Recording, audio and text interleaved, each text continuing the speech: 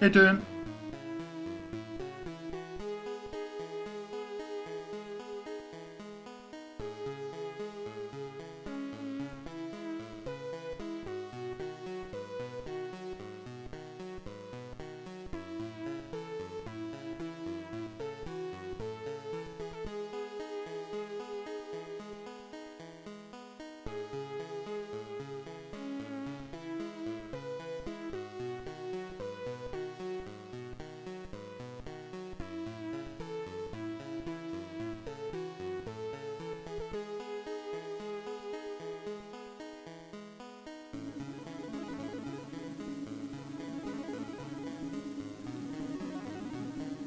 Sorry, I was just in the middle. I was just doing something, actually, before I hopped in.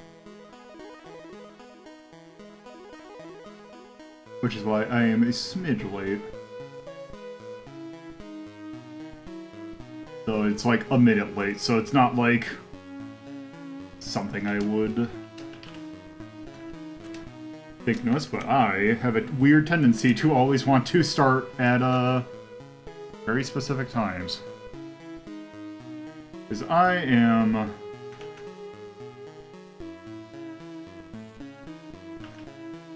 someone who is way too focused on schedules.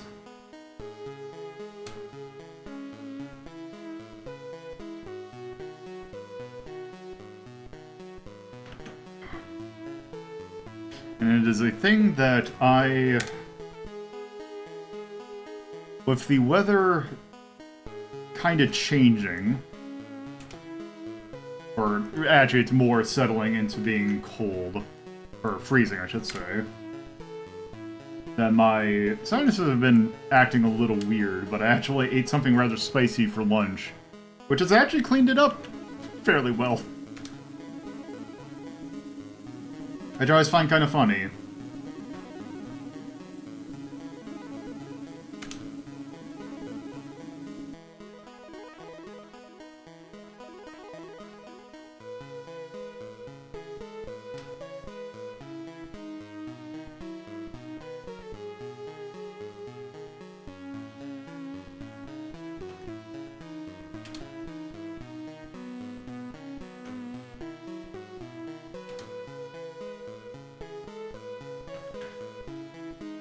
There we go.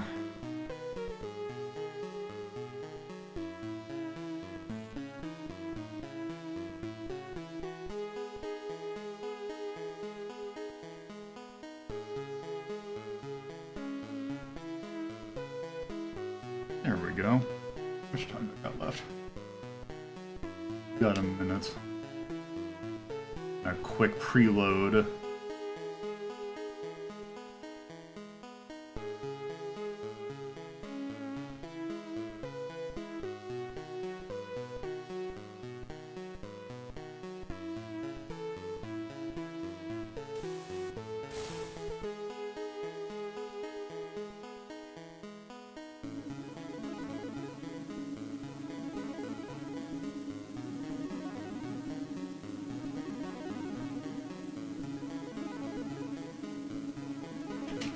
Let me get a drink.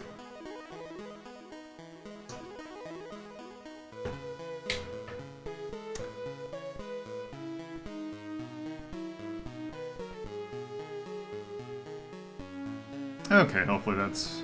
Hey, Peter. Let's do this for... Let me... I had to move... So my camera's in a weird spot. Because my... It's basically... I have two monitors that I use for my computer, and they are, like, on top of each other. And I have my top monitor basically be a... I am watching stuff, like a monitor, and I was watching a Japanese TV show called Ninsburo Furuhata, and it's subtitled, so I had to move my webcam, and hopefully I got in the right spot. And it looks like it kind of, it's fine, I think. It gets point across, so yeah, I just want to make sure that that is there. So anyway, I have gotten that. So I see the hand stuff is being even more finicky than usual, so I'm going to get this started, and then I'm going to turn off the hand stuff. So, hello, and welcome to a Sunday edition of Lolo De Puzlo's Journal. Just quick get this. So yeah, so funnily enough, you say that. Yes, hello. It is Sunday, which means that we are back at the library. I don't have anything else to say. Yeah, let's just... That's the wrong music. Yes, we're back in books. In particular, we are actually doing story time today, although a less conventional kind of story time. Oh, that's still the wrong one. There we go. That's better music. Yeah, let me mute this so that I can think. Yeah, so last time we rolled, chat picked that we're going to do Lolo De Puzlo's story time. And we're doing JB Harold Blue Chicago Blues today, which, just as a quick, well, maybe not quick aside, but a fun thing about my weekend so far is I have had a rather interesting video medium watching stuff this weekend. Yesterday I watched some Ninja for a Hada, which is a very good Columbo-like, I'm in season 2, and it is going into weird spots. And so I was watching that. I have a group of people that I watch movies with, and we're trying to dispel the cursed feelings for 2013 to try and make 2024 less cursed. So we ended up watching the Emoji Movie last night. That movie might be actually one of the worst movies I've ever seen. It is so interestingly soulless that there was like a group of like 6 of us, and normally we would a lot of us kind of work on stuff on the side. We're kind of doing game stuff. None of us could look away from what's on screen. I was like, wow, this is one of the worst things we've ever seen. It's like a literal train wreck that we couldn't watch. And then after that, we watched a separate group watched I think it's Hong Kong. Actually, it's Chinese language action movie called not the Terrible Trio. God, is the Majestic Trio? I actually forgot.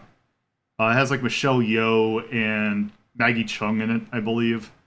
And that was a fascinating piece of cinema. And then a new H-Bomber Guy video dropped. That's 4 hours long. And I actually just got done an hour ago watching the entirety of it. It is basically in the same vein as Roblox Oof.mp3, if you've seen that. Oh boy, that one goes places. And now we're going to be playing an FMV detective game.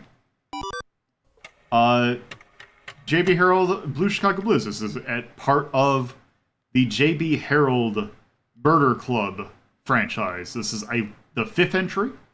That it is an FMV adventure game. The original was not. It was it's actually funny that we're doing this in quote unquote the same week that we did Jake Hunter, because those franchises actually have very similar.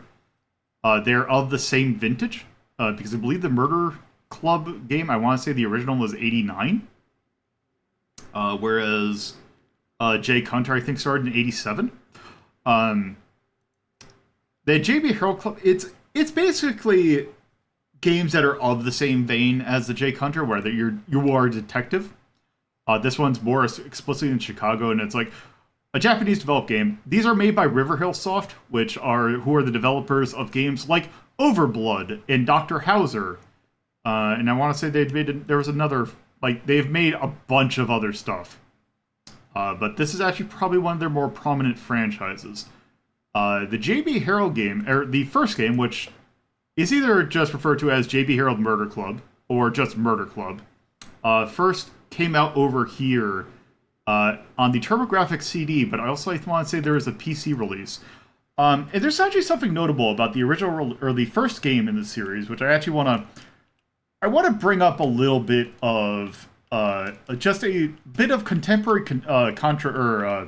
a bit of contemporary commentary about the original game. Because I don't. It's also one of the reasons why I'm a little bit feeling weird about going into this one. From what I have seen, it should be fine.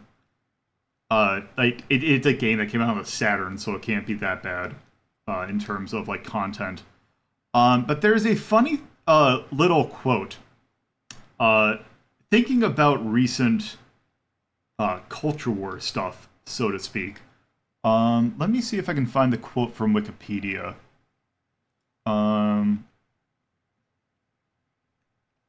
I think it is.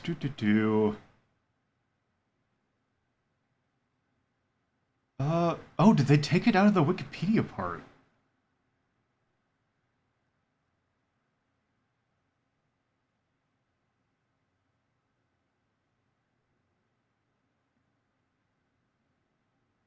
Okay, here it is. So first game came out. I'm gonna also, I guess, technically content warning, trigger warning for this mentioning of sexual assault. For the next, probably I'd say about a minute or 30 seconds. So if that is something that is unsettling to you, you might want to mute for like a little bit. Probably like no more than a minute, because it's just a offhanded moment. Then I want to comment or point out that this game came out in like 91 over here. And I want to read this little bit of from the Wikipedia article on the first game. This is specifically apparently talking about the TurboGrafx CD version. And this is actually in two separate magazines. First one being from Dragon, which was a pretty prominent, like, I want to say it was also like table stump. Like, it was a gaming magazine. And Dragon criticized the game for not including a warning on the box about the mature subject matter of the game, such as reference to an unsolved rape case. Because apparently JB Harold Murder Club has the distinction, apparently, of being the first video game to actually mention sexual assault in its plot. And then also another comment from Video Games and Computer Entertainment Video Games and Computer Entertainment magazine critic Don Newer praised the game. Praised the game's sound, visuals, and playability, giving an overall score of 9 out of 10. Commenting on the game's unsolved rape, Neuer wrote, "I don't think this is a subject that the American public is comfortable with in a video game, even though it's not dealt with graphically.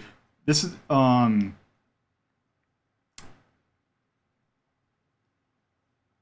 yeah, it was like, made a comment about, like, oh, this is something they should make, like, a warning for.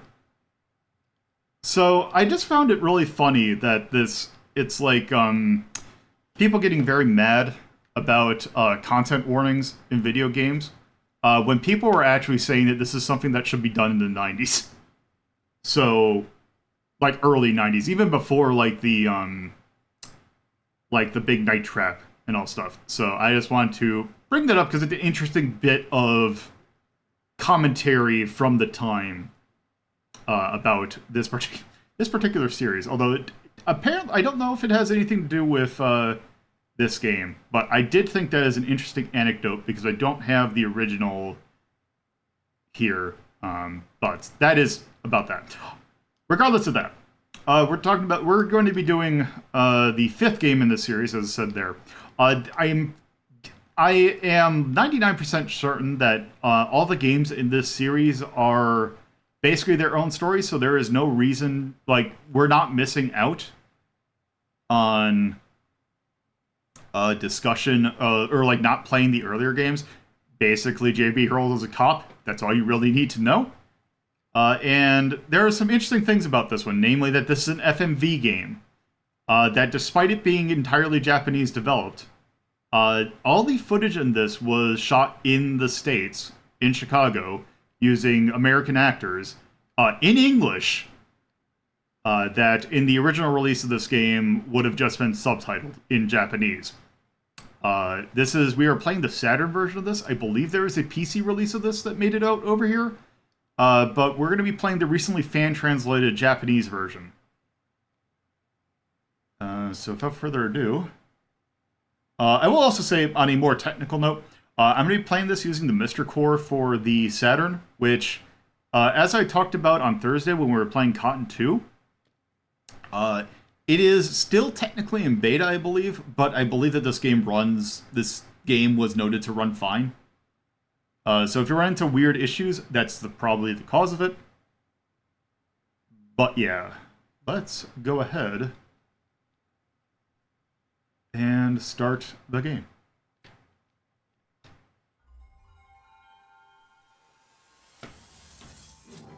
Also, I have no idea how the volume is going to be on this.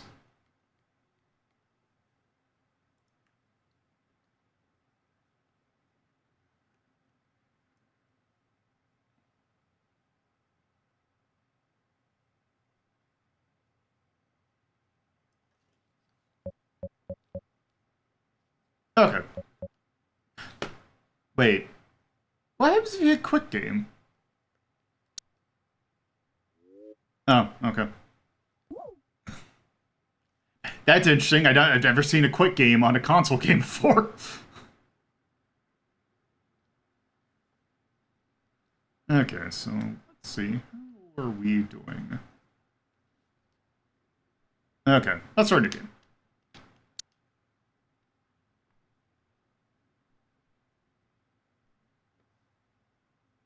November 8th, 1993.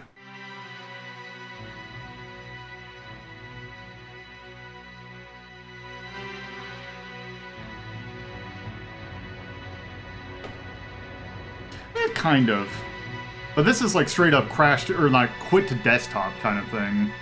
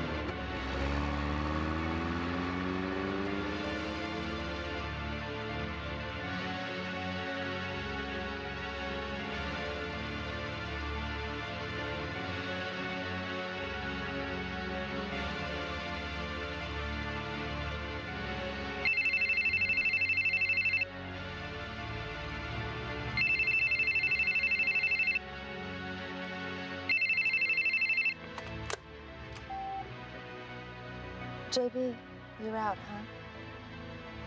I'm in Chicago. I'll be back tomorrow. I'll call you then. JB, I love you.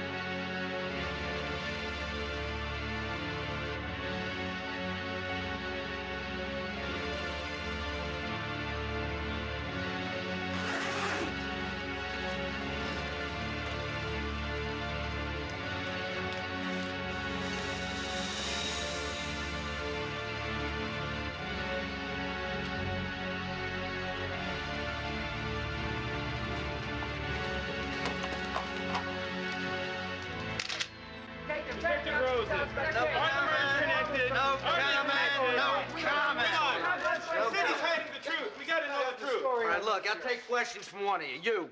The story says that the presumed murder weapon used on Angie Hart was found in Catherine White's bag. Yeah, that's right. How about the bag of cocaine? Did Miss White get it here in Chicago? Well, that hasn't been determined yet. Was she a dope addict? No. How was Miss White related to Angie? Ain't no idea. I'd like to know the answer to that myself. Did Miss White kill Angie? That hasn't been determined. It's still under investigation. The investigation is ongoing. Now, that'll be all.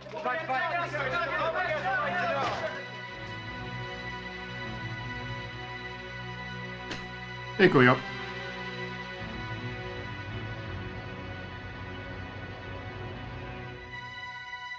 Whoops. Just dropped something.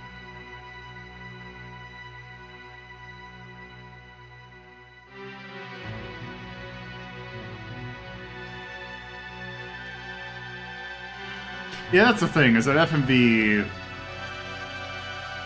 like, there's just, like, even when it's bad, it's still kind of fascinating, at least. And yeah, here we can see, I don't know if they do a credit for the production studio, but it is a Chicago, I believe it is a Chicago-based, production studio.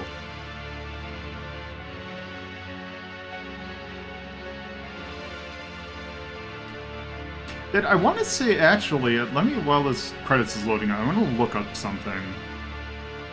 Yeah, Blue Chicago Blues is definitely a name. I want to say, actually, that the person who wrote this has an interesting...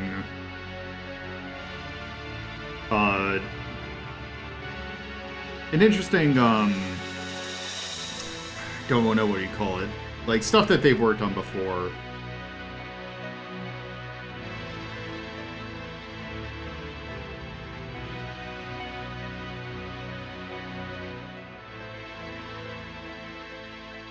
Oh, also there was a version of this game for the Mega LD, so this is also a Laserdisc game, technically.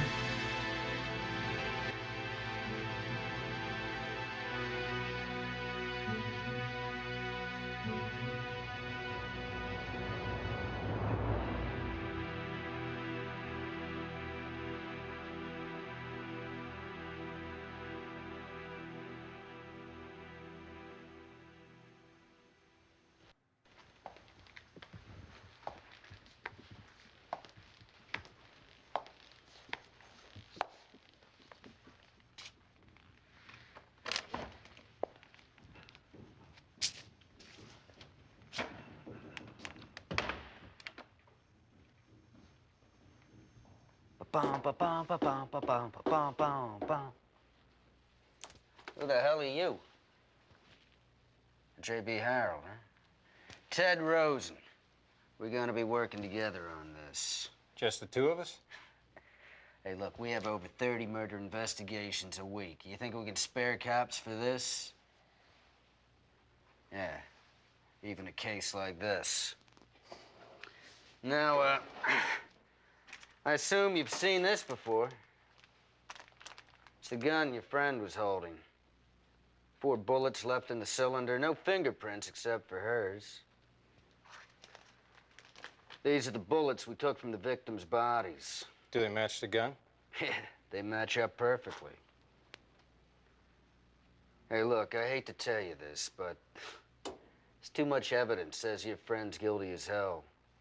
I mean, a blood-stained knife, the cocaine, gun with fingerprints. Right. Perfect tabloid material, you know? Beautiful detective, teenager, cocaine. But look, it's too perfect. Just doesn't make sense to me. Doesn't add up. What makes you feel that way? Well, let me ask you something, Harold. Why'd you come here? Just to dig up dirt on your friend and expose it to the public? To get my own hands on the punk that killed Catherine. All right.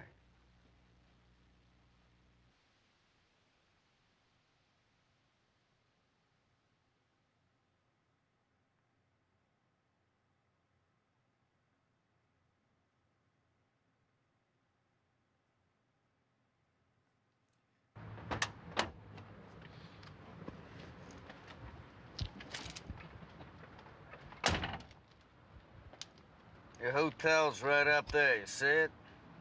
Yeah, All right, I'll see you around 8 in the office. okay.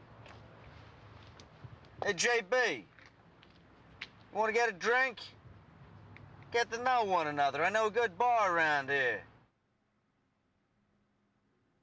Oh, he knows a bar. That's usually a bad sign. So the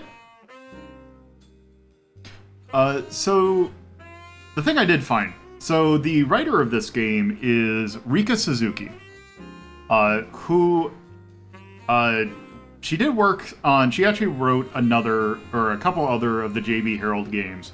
After River Hill Soft disbanded, she then went on to go to a certain company by the name of Sing, where she would write. I don't think she wrote the original, but she would write Another Code R. But more importantly to me, she wrote Hotel Dusk and its sequel Last Window. So she's the writer of Hotel Dusk, which is that is a very good sign. Because those games are I don't have a lot of history with Another Code, but Hotel Dusk is one of my favorite adventure games on the DS. And actually, that's the most recent thing she's worked on, it seems.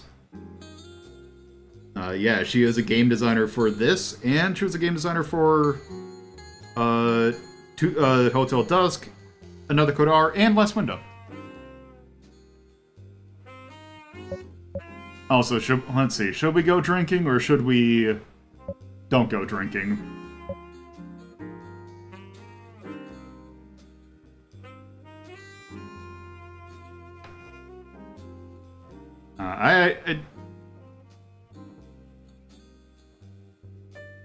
Let's check that real quick.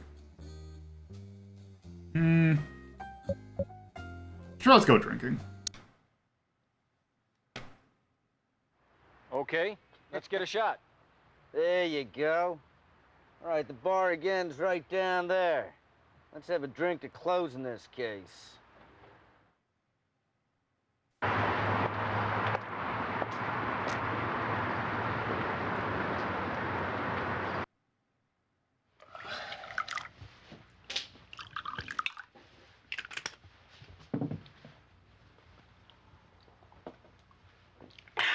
Yeah, that hits the spot. Uh-huh. So tell me, Harold, how long you been a cop? Almost 10 years. Yeah? You ever feel like quitting? Not yet. Yeah? Yeah, I've been a detective about 6 years. I don't know, every now and then I feel like getting out, but hell, I've been a cop so long, I guess I can't be anything else. Good shot? Not so bad. Ever shoot anybody? No. Well, if we get in a shootout, then you let me handle it. Never missed yet. Dirty Harry Chicago style, huh? No, not quite that cool. Yeah, you're right. Hey, shut up. You ever been in a sting operation? No. No? Yeah, what the hell would they need a sting operation in a hick town like Liberty for, huh? Yeah, help yourself. Yeah, well, guess you hot, man. I know a couple of girls, man, they can't get enough of cops with big guns. What do you say? Pay them a visit? Hey, man, if women ain't your thing... No, don't jump to conclusions. I came here to keep you company and to have a drink. Besides, you've got better things to do with your time until this case is settled. Don't you lecture me.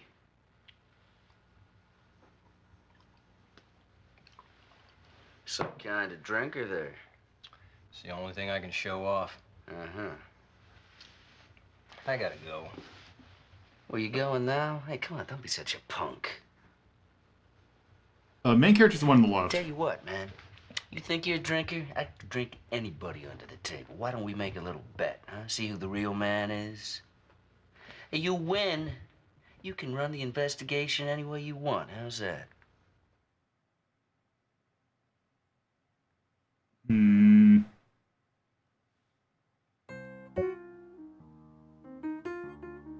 Let's accept. This seems like can only lead to good things.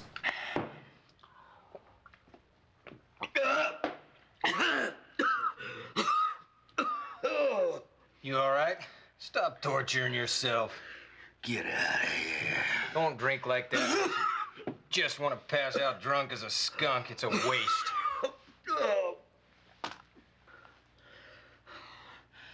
Listen. What?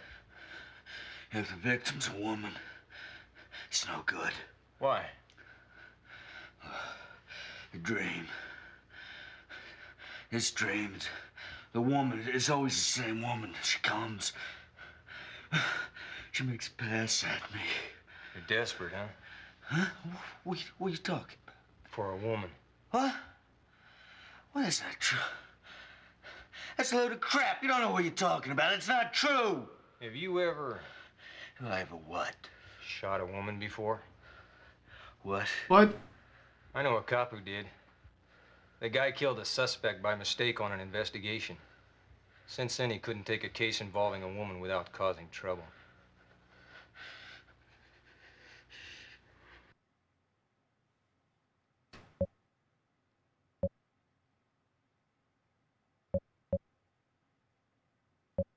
Hmm. We're going after this illegal drug operation. After a lot of sweat and work, we finally located the hideout. But we needed more evidence to get a warrant.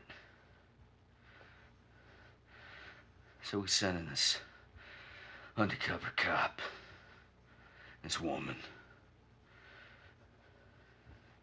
You know, seems like nothing ever goes right. It all got screwed up. She was in love with this scumbag dealer. They tried to get away with like a ton of coke. I went after him. And I found him. Ended up in a shootout. He got hit. He died a couple of days later. What happened to the woman? She took a bullet in the head. No fucking way could she have lived. Your gun? Yeah, Harold. I'm going home. You just made me feel like shit.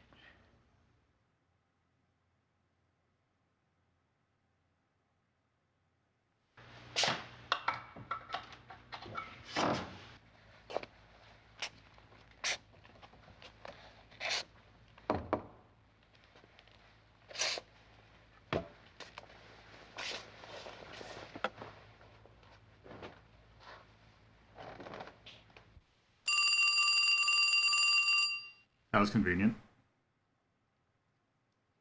Let's answer the phone.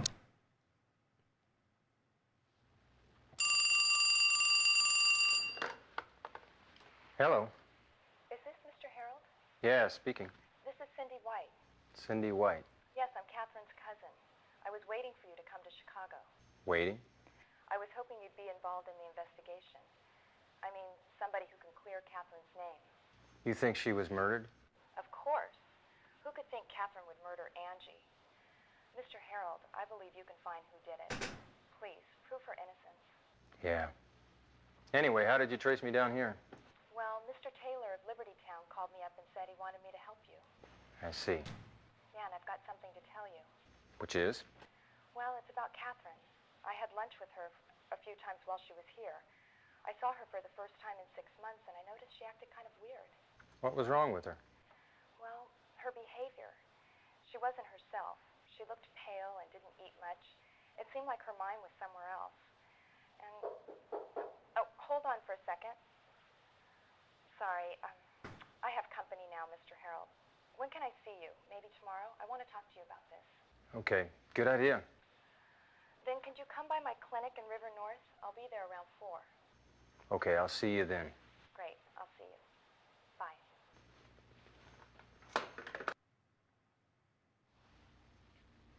Listen to this, JB. Here's a phrase that says, people who live freely in your memory will never die. Tell me, darling, will you let me live in your mind, even if my job kills me someday?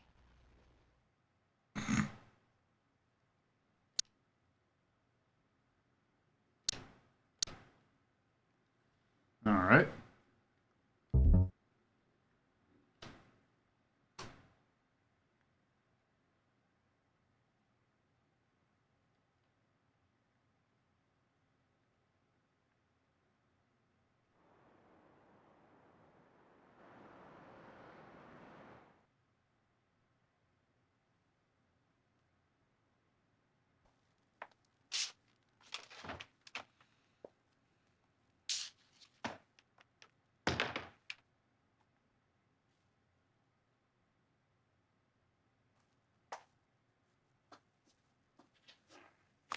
I got you some coffee.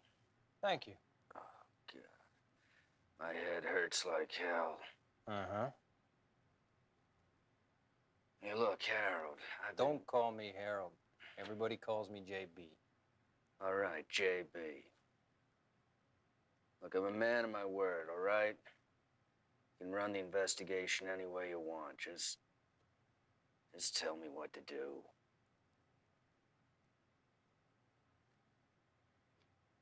Alright, let's see.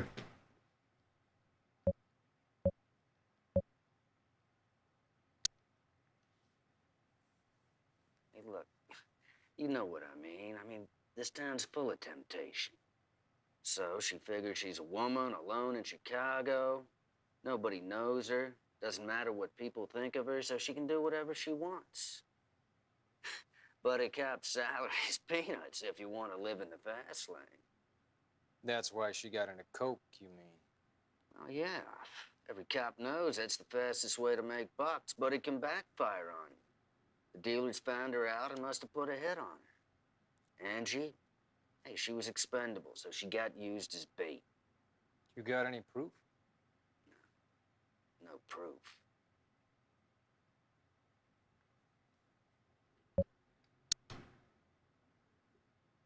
Do you frequent bars? Yeah, every now and then. Last night I had too much to drink. What'd we talk about? You don't remember anything?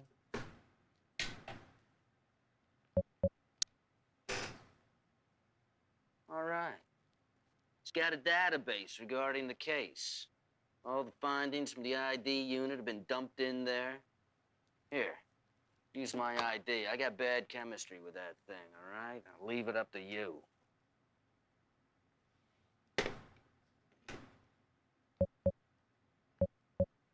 Let's...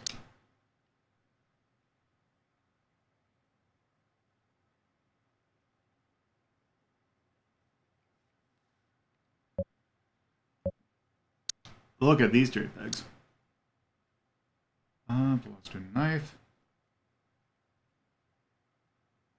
5.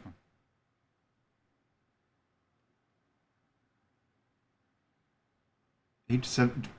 That's not a 17-year-old.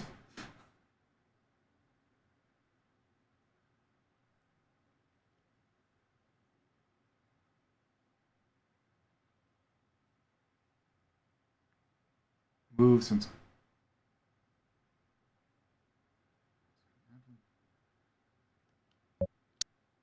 White.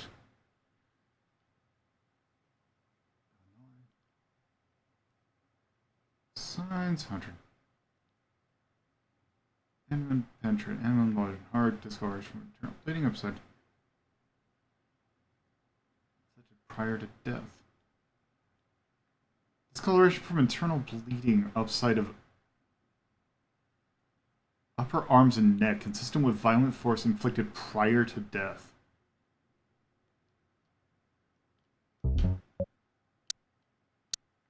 See address. You know. It's with less than 38. 4 bullets left in chamber. Code.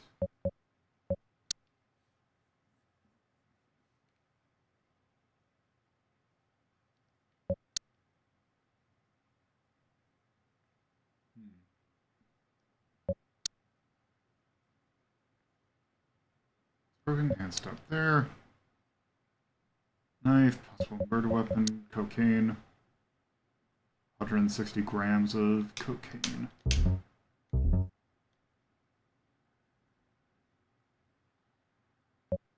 Okay, so this is forensics. Results will be input into the terminal computer first thing tomorrow morning. You can look at your computer for the data. Oh, okay. I guess it's move. So, JB, where are we going next?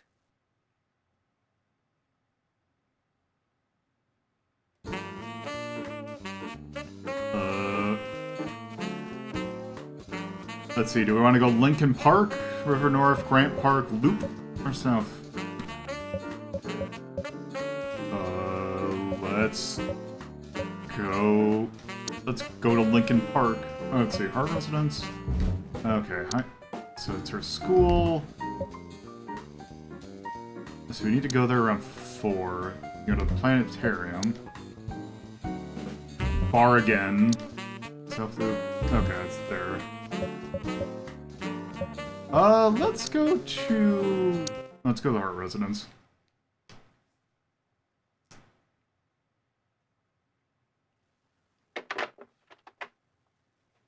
Hello, Mr. Rosa. How's your wife doing? She's getting better, thank you. Not well, actually. It's going to take a while before she's able to get up. Any news today? Well, I brought a new detective who's joined the investigation. Really? J.B. Harold, Liberty Town Police Department. Liberty Town. Catherine White was a fellow detective there. Look, can we talk inside? Yeah, sure. Come on in.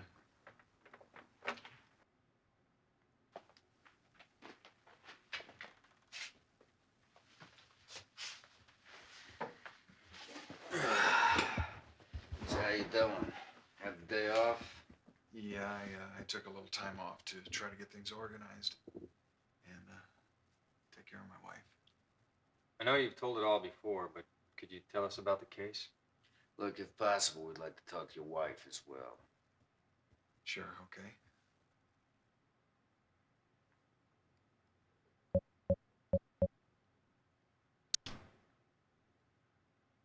Could you tell us where you were on the night Angie was killed? Yeah, I was pretty busy that day.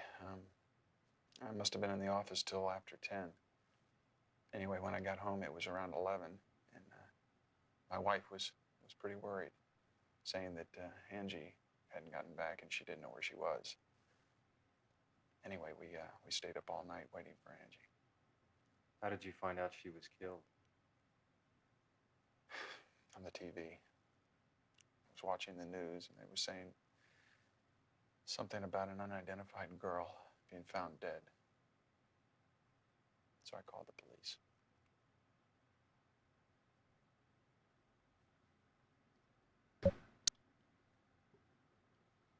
You identified Angie on the 9th, correct? Yeah, that's right.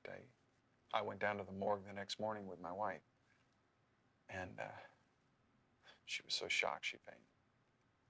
What did you do then? Well, they took her down to the dispensary, and I stayed with her until she regained consciousness. Then I took her home. And I asked the doctor to come by and take a look at her. And he basically said all she needed was rest and she'd get over the shock. What happened after that? That night, this mob of newspaper people and TV reporters shows up here. God, I didn't want to see them. I didn't even answer the phone.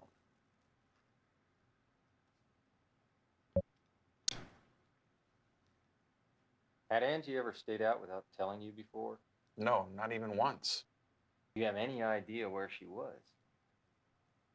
No. Did you notice any changes or anything different with Angie lately? Not as far as I could see. Angie was a nice, gentle daughter. I just can't imagine how she got involved in something like this. Mr. Hart, I'm terribly sorry for the loss of your daughter, but this was no accident. After Angie left your house, she changed her clothes and went somewhere. Is there any chance she was involved with something you didn't know about? Are you saying that my daughter was hiding something from us? You can't deny the possibility.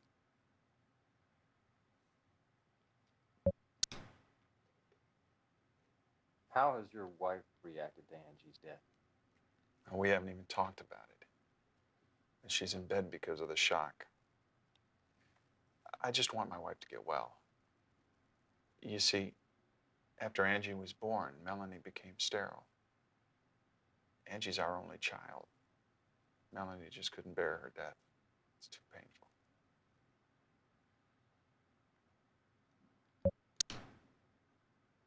I don't know. Let's see, is it just going to repeat the information? Had Angie ever stayed out without telling you before? No, not even once. Do you have any idea where she was?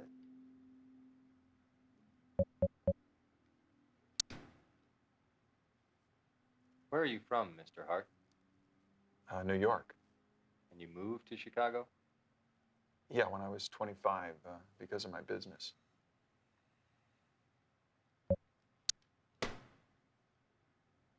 Ever seen her? No, I've never met her before. She's Catherine White. Well, can we stop now? I suppose you want to see Melanie, too. Where's your wife now? She's in bed upstairs. I'll take you.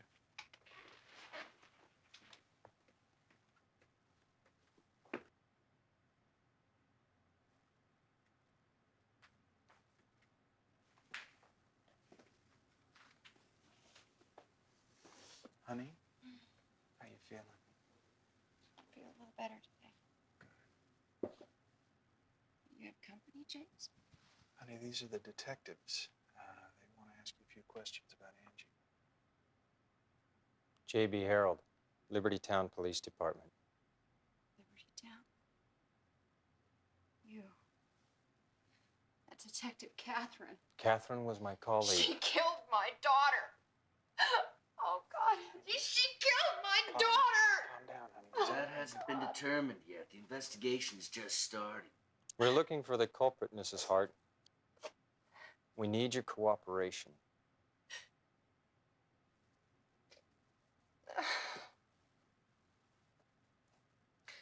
Okay.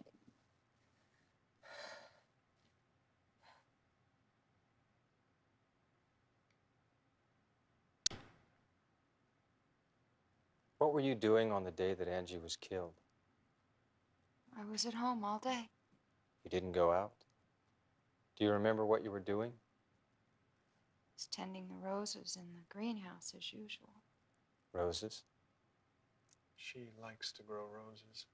She raised these here. I see. And in the afternoon? I vacuumed and cleaned house, and then I baked a cherry pie. Cherry pie was Angie's favorite.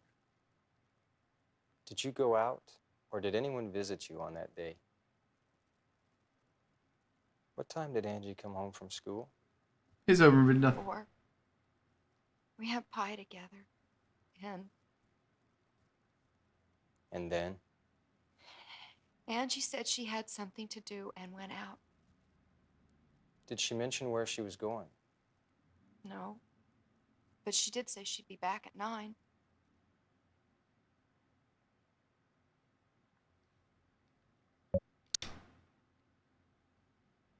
Can you tell us any more about Angie? Angie. Apparently, I knew nothing at all about her.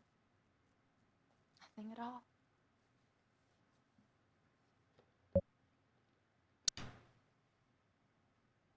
I don't know.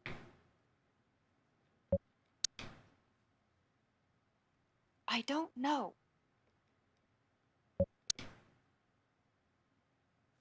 Have you ever seen her before? I've never met her before.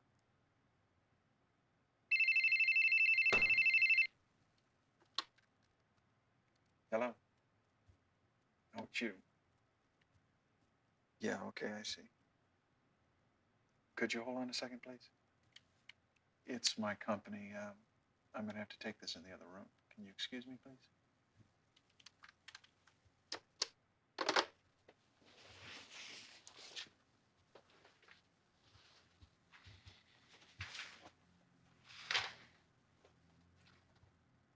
Mrs. Hart, is there anything you can tell us that might help us? Anything, even a small thing, might be important. I've left Angie's room untouched since that day. Maybe you'll find something in there. Look, JB, I'll stay here with Mrs. Hart. You go check out Angie's room.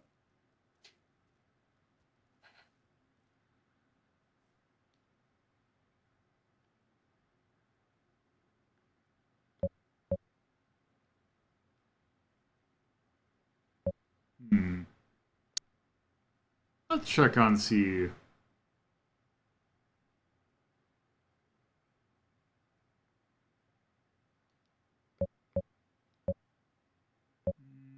Something else.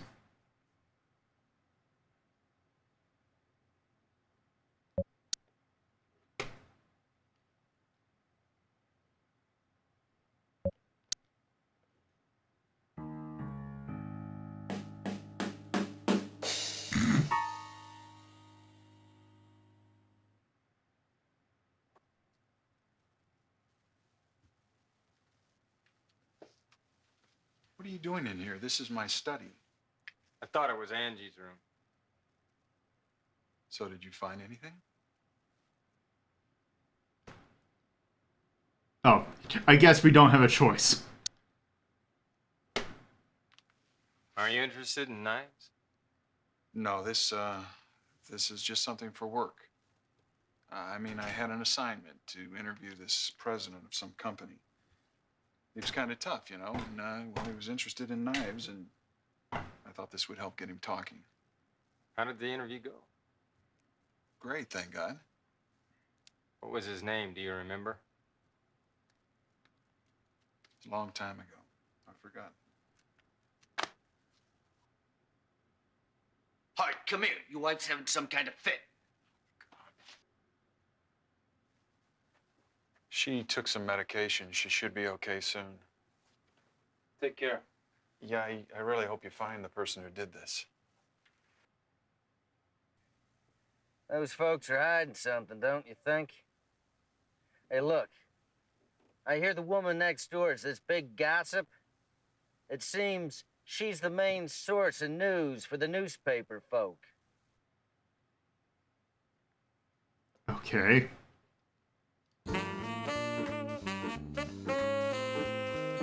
Okay, it's not doing yet, so...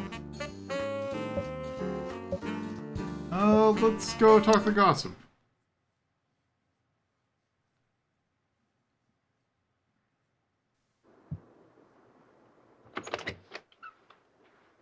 J.B. Harold, police. We'd like to ask you a few questions. I suppose this is regarding Angie.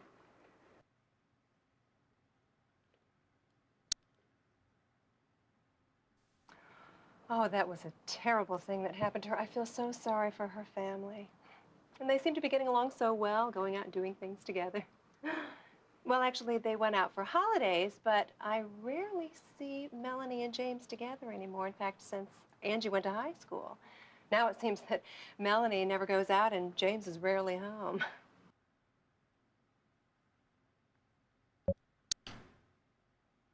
I don't know.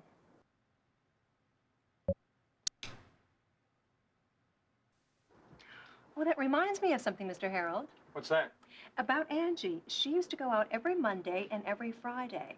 I'm wondering if this is giving you any clues.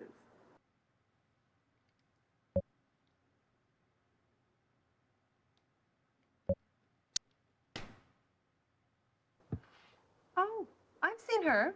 When was that? Well, it was in the afternoon, I think last Monday. Mm-hmm. Yeah, she was asking directions around the neighborhood. She showed me the Hart's address.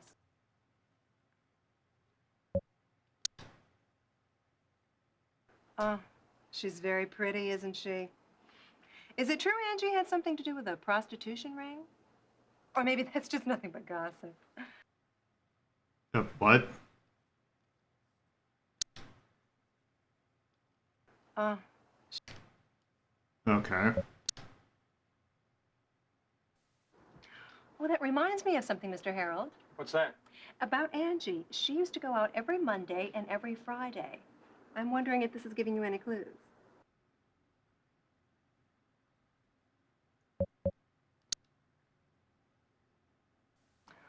Oh, that was a terrible thing that happened to her. I feel so sorry for her family.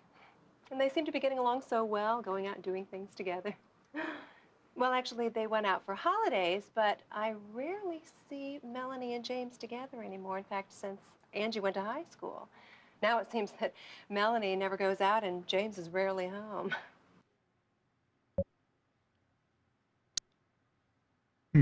I don't know.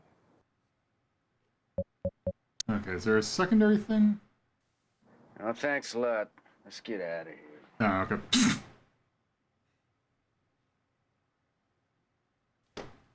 So, JB, where are we going next? Well, we might as well... let's see. The planetarium, see if there's anyone there who knows anything. Oh, hell yeah, get a hot dog. What can I get you guys? Police. Oh, so you ain't buying, huh? Can we ask you some questions?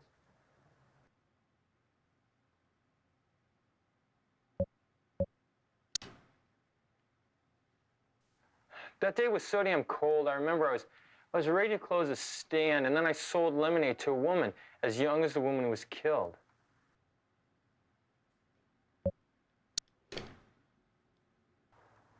I closed the stand early.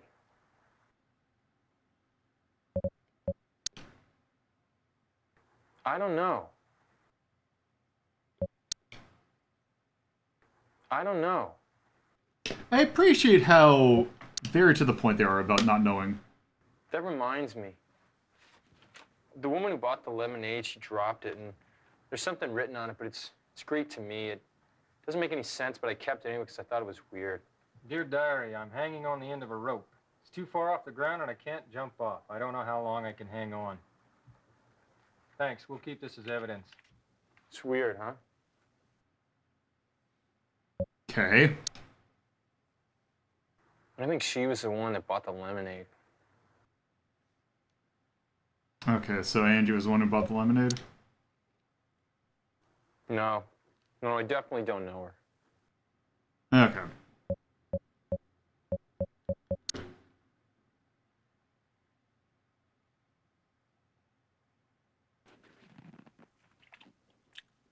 Hey, want a bite? It's not bad. Let's see, what's down here again? Oh, the police department. Planetarium. It's not 4 yet, so let's go see the high school.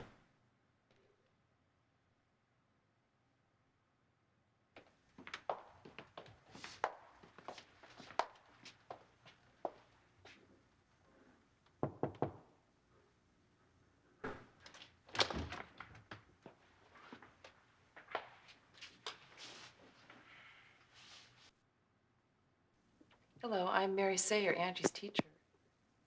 J.V. Harold, Liberty Town Police Department. This is Detective Rosen, Chicago PD, Homicide Division. We'd like to ask you some questions about Angie.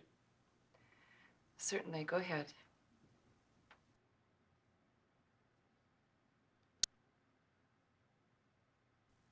She never missed class and was a very good student. She used to do well, but I was concerned about how her grades had dropped off recently.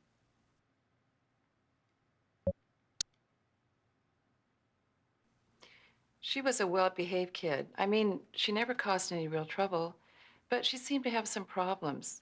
Sometimes she would seem depressed or withdrawn, and lately her grades were down. So I suggested she start counseling.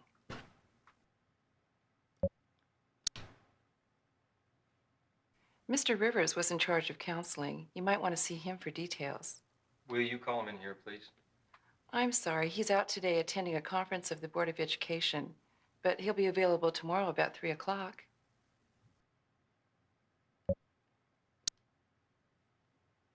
I don't know.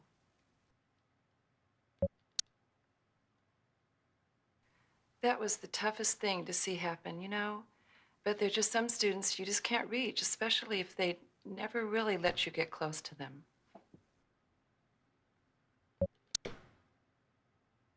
I don't know her. I wonder, is there a thing where it could potentially... She was a well-behaved kid. Mr. Rivers was in charge of Okay, I guess it really... doesn't really seem like there's... We better get going. Okay.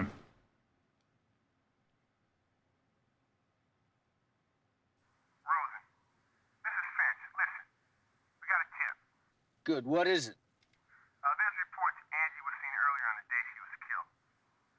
Really? Yeah, some guy saw Angie on Michigan Avenue around 5 p.m. on the 8th. She was in a white Ferrari. Bryce Rich Jr., the president of BR Company, was driving the car. The source was unidentified. Why don't you go check it out, okay? Roger.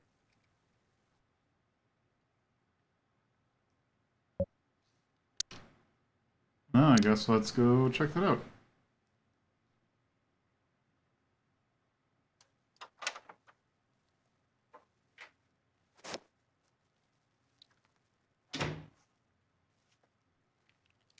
We'd like to see Mr. Rich. I'm afraid you don't have an appointment with him. Chicago Police Department. We need to ask Mr. Rich a few questions regarding a murder investigation. Okay. Right this way. So my secretary tells me you were investigating a homicide. What do you want with me?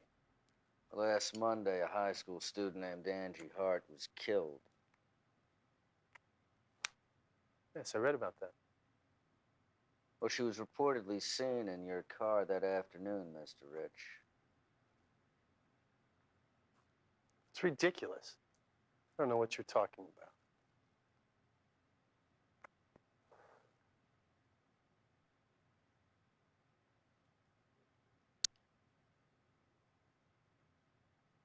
Are you checking my alibi?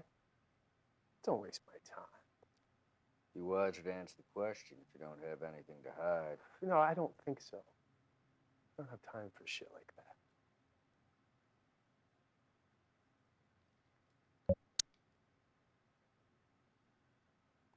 I don't remember. Well, maybe you ought to try a little harder. I'm serious. My interests are concentrating on tomorrow, the future. I'm not interested in the past.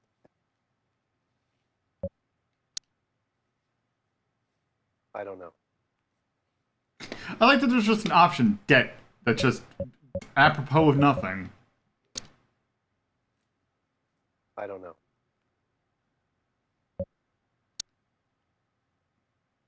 Have you seen this girl?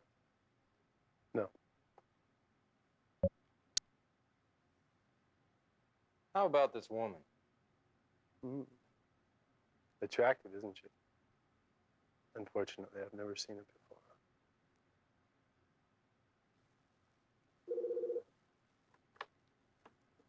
Yes. I see. All right, I'll be right there. If you gentlemen will excuse me, I'll be right back.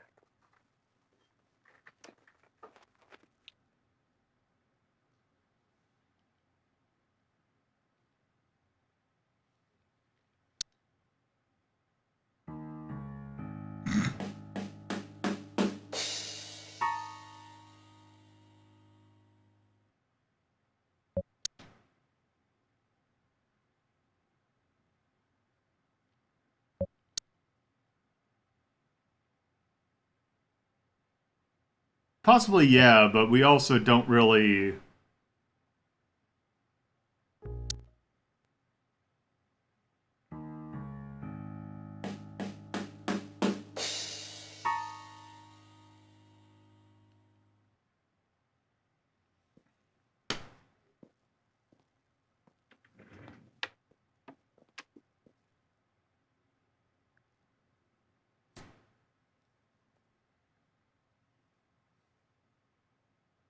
Oh god, that is a 90s ass logo in the back.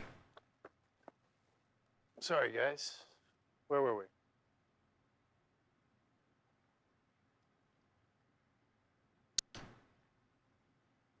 I don't know.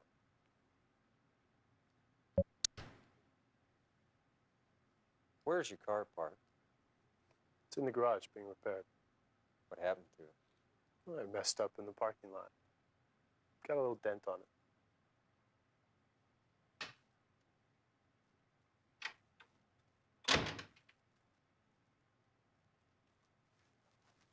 Oh, you have company, Bryce. Sorry, I'll come back later. No, Julia, never mind. They won't be staying long. This is our image model, Baby. Julia Fortis. Nice to meet you. Julia, this is Detective Rosen from the Chicago Police Department. And J.B. Harold, Libertytown Police Department. Police?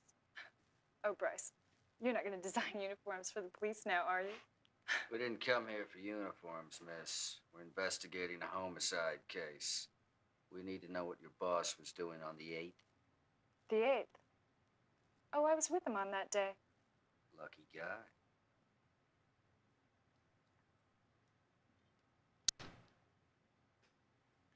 You say you were with him? Yes. That was on Monday, right? I had a photo session for BR on that day. Came here at 10 a.m., borrowed Bryce's car, and went straight away to the session. you're right now that you mention it. Bryce, you always forget things so easily. It's not very good for you. Bryce came to the shoot in the afternoon. Julia wore the blue and gold outfit. It symbolizes this year's new concept. It was inspiring. Where did the session take place? It's close to Buckingham Fountain. We finished shooting around 5 p.m. and Bryce stayed till it was over. Can anyone prove it? All the staff can. You can contact my agent. Beauty Vogue? Here's the address.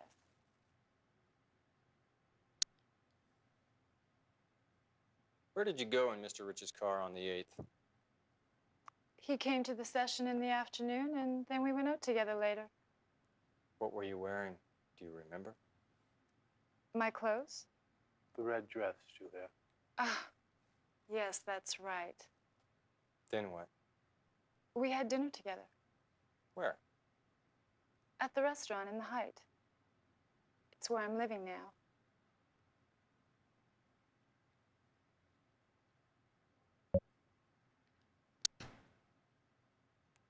I don't know.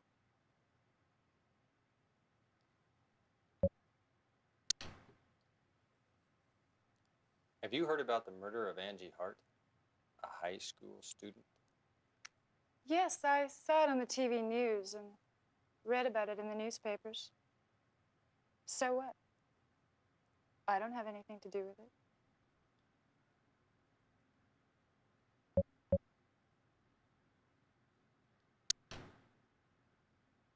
I don't think I've met her before. Well, guys, my alibi has been proven by Julia, so I don't think you have any further business with me. So I'm going to have to ask you to leave. Julia and I have some of our business to discuss.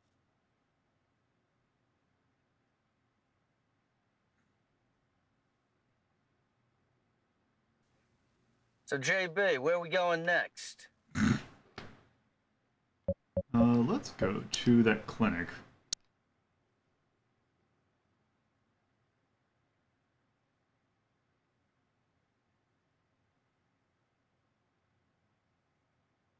Or not. So, JB, where are we going next?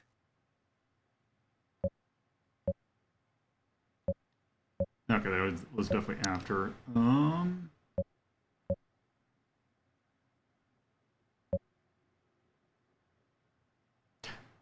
Okay, I'm curious. Is it actually the Height, or is it the Hyatt?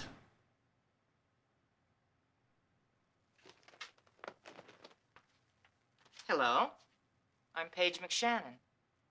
Have a seat.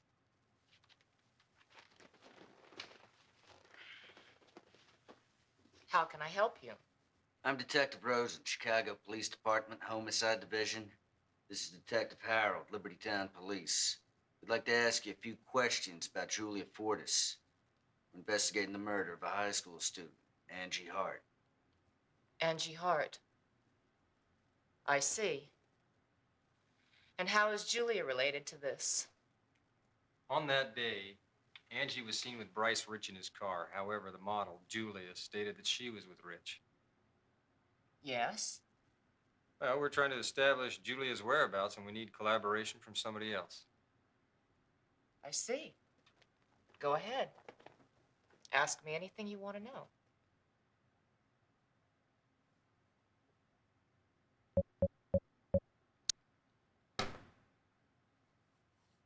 You You seem to do a lot of business with the BR company. Have you known Bryce Rich a long time? Of course I have. He's wonderful. Bryce's designs are incredibly beautiful, and he's very sharp in business. Basically, he's a very good client.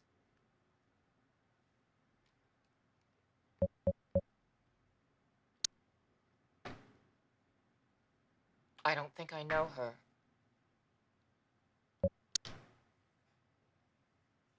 Never met her.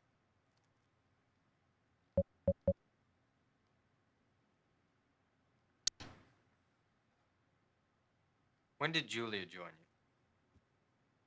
It was 91 when she first signed the contract with us.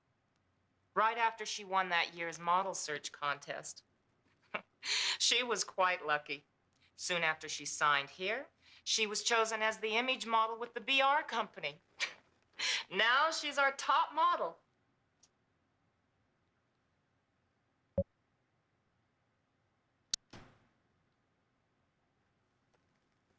Detectives, I want to cooperate fully with your investigation. I feel that it's my duty as a citizen. But to be blunt, I don't want anybody to think that my company or my girls are involved with this in any way.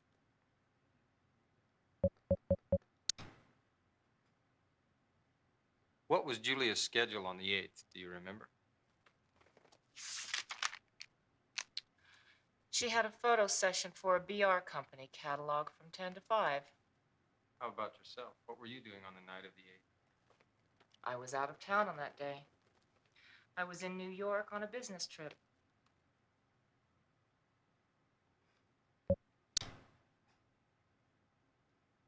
Came back here straight from the airport that evening and had a meeting with Julia.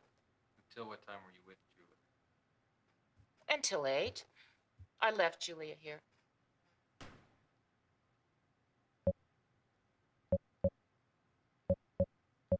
Hmm.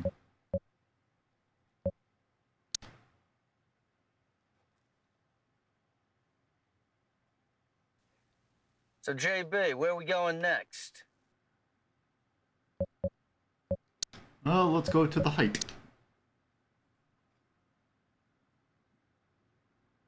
I guess nobody's home. That should be... So, JB, where are we going next? let's go to the clinic.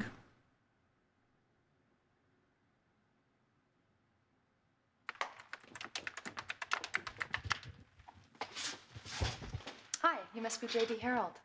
Thanks for coming down here. Cindy White. Good to meet you. How you doing? You're looking good as ever. Yeah, so are you. Are you working on this with him? Yes. Must be hard for you. Hey, what the hell's that supposed to mean, huh? Have a seat.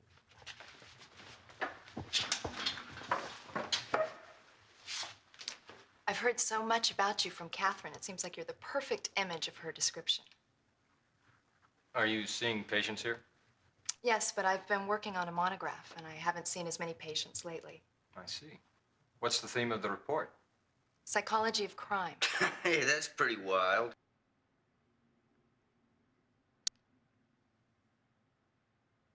Did you see Catherine on the day Angie was killed? Yes. We had lunch together. I left her around 2. Catherine said she was going to be going back home the following day. Where did she go after that? I don't know. How about you? Where did you go? I came back here to write my report. I was here until late.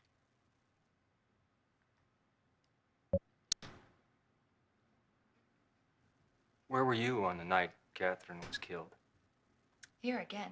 I was working on my report. I was here very late, definitely until 11.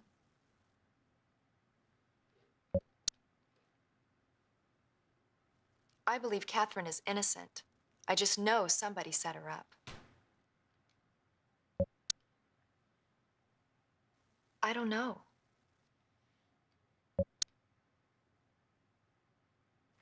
Angie Hart. I heard she just turned 17. I had a patient her age before. Adolescence can be very difficult to deal with.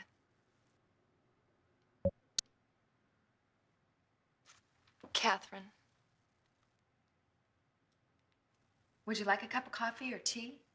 No, thank you. What I really want is to hear what you began to mention on the phone. It's, Hey, look, JB. You want me to leave you guys alone? It's no problem.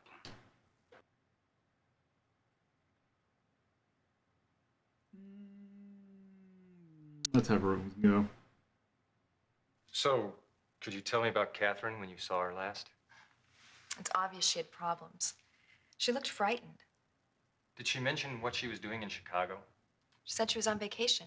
She always gave me a call when she came to Chicago. Did she have any friends other than you? I don't know. I mean, she came to Chicago for a change of pace for 1 or 2 days. I mean, you knew that. She did tell you that. No. She didn't tell you? And to think this is someone you were going to pop the question to? How did you know about that? She told me she was seeing this man named JB. She said he was a real piece of work. Very stubborn, but attractive. At first, I thought she just had a problem making a decision about marriage. What? Am I surprising you? It's never occurred to you that she might have trouble making up her mind? I mean, she knew she was deeply in love, but she wasn't sure if she could handle married life. I mean, love is one thing, marriage is another. I mean, it's not surprising she would have a restless life being married to someone like you. But JB, marriage was not her problem. She said there was something she had to clear up before she could marry you. Something she had to clear up. Yeah, she said that's why she came to Chicago. To clear up? Mm-hmm. Did she ever have any problems at work? No, I don't think so. So when I asked her about work, she suddenly became very edgy. She said things shouldn't have happened this way. That's been nagging me ever since I left her. The news about Catherine has been very startling to me. I felt as though my premonitions had come to reality. I didn't want Mr. Rosen to know this. I thought it could be a disadvantage to Catherine, even now. If you come up with any clues, anything else, anything, please let me know. I will. Hey, so what's the story, huh? She got the hats for you? So, JB, where are we going next? Let's see.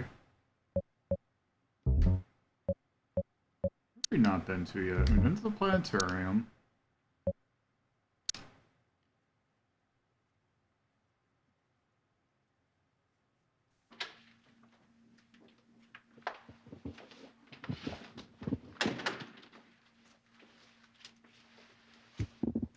I assume you work under Mr. Hart. I'd like to ask you a few questions about the Hart investigation. Sure.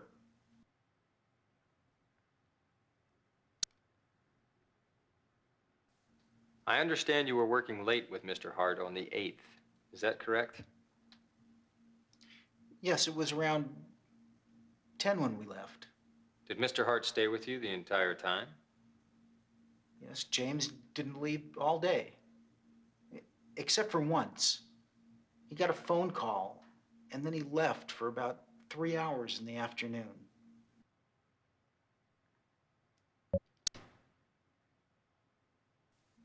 That reminds me, when I heard about his daughter being killed with a knife, I remembered something.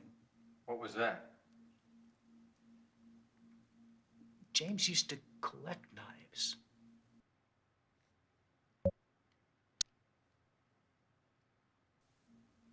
You know, all in all, he really is a very decent and proper man.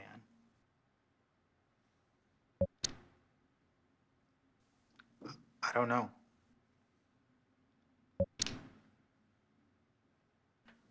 I think it was about a month ago. She came here to visit James, and they were arguing in the hall. And then she stormed off, and he ran after her, asking her to stop.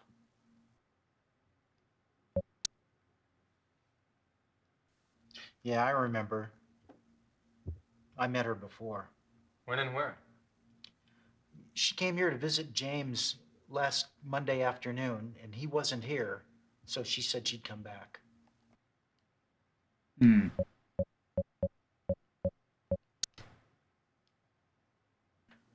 I think it was about a month ago.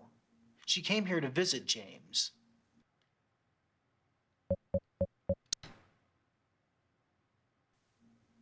You know, all in all, he really is a very decent and proper man. Yep. You know. Oh, okay.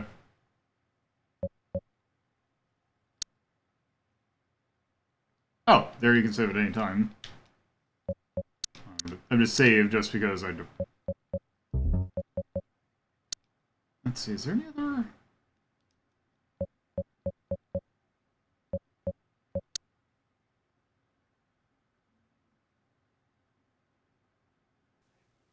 So, JB, where are we going next? Actually, before we go someplace else, I will be right back.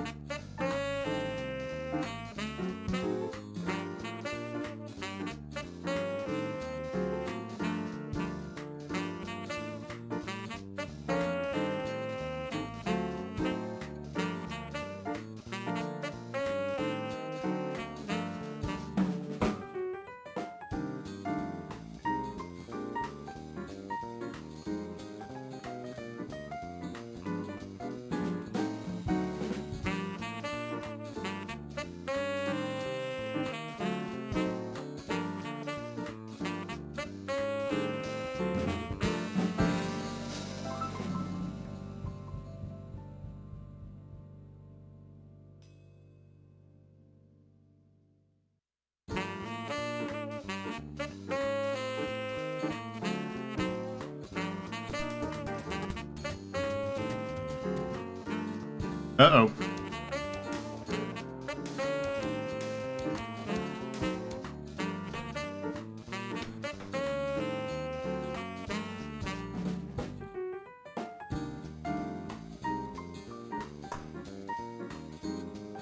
There we go. For some reason, my BRB thing was acting up. Camera reset. Let's see, where do we want to go?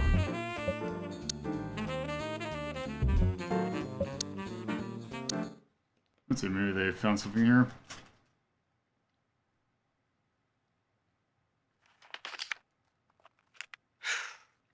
I gotta get a pack of smokes.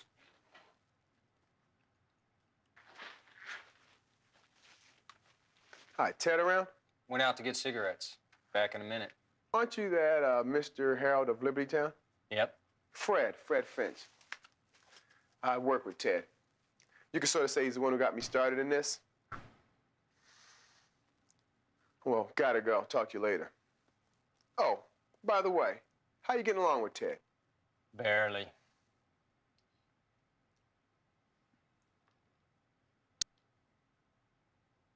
Sometimes. Yeah. Ted hasn't been able to solve his last few cases. And word is if he can't crack this one, he's out of here. Yeah, but they'll probably just transfer him. I like him. I hope he can do it.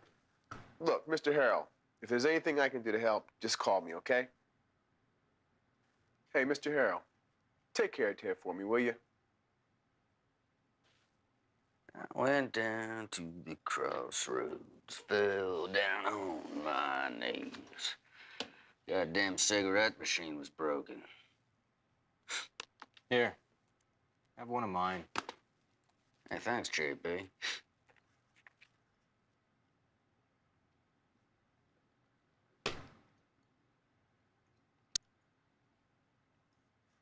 Angie's parents, James and Melanie, identified the body on the 9th. Melanie fainted at the morgue. There was a rose found by the body. What a cocky thing to do.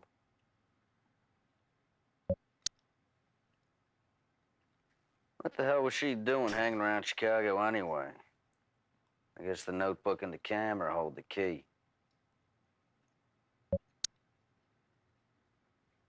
It's obvious Rich and that model Julie are lying.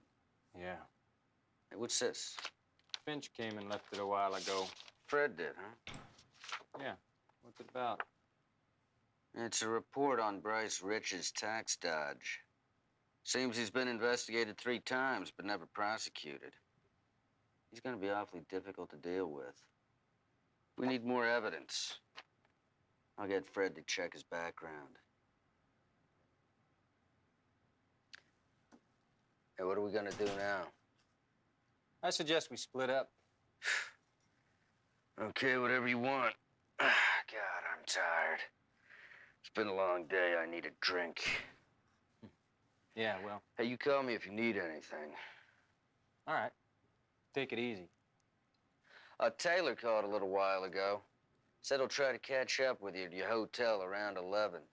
So you better try and be there. Got it.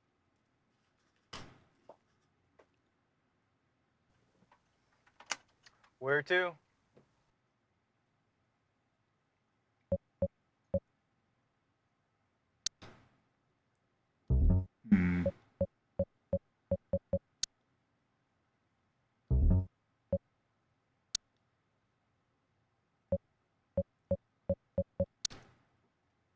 Let's see, it's really around.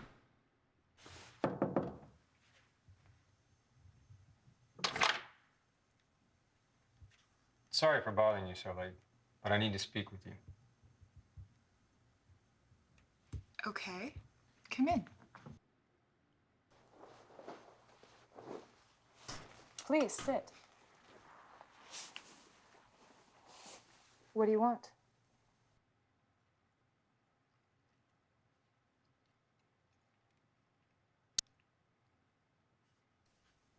I don't know.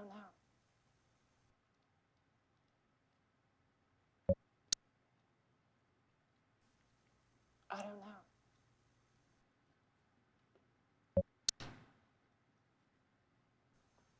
I know you lied when you told us Bryce's alibi today. 2 people have been killed.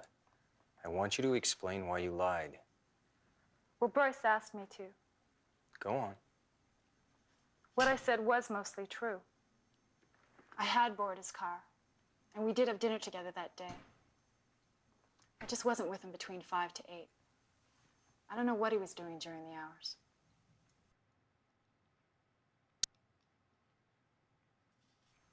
Is there anything else you know? Well, let's see. Would you have some brandy? No, thank you. Okay. I said I didn't know that woman. But I saw her last week. When I went to borrow Bryce's car. I saw her in the office. Thank you for telling me. God. I told Bryce I didn't want to be involved in a scandal. It must be difficult to say no to your most important client. Yes, it is. But I hate asking people to do me a favor as much as I hate to be asked. It was his mistake to ask me, of all people, to establish his alibi. That's all I can tell you. Look, I cooperated in your investigation, right? I have a session early in the morning tomorrow. That's we need to be back by 11.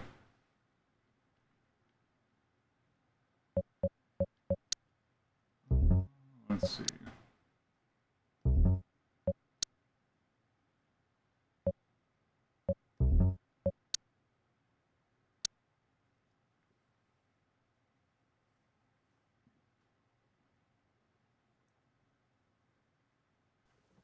Oh, yes. Where to?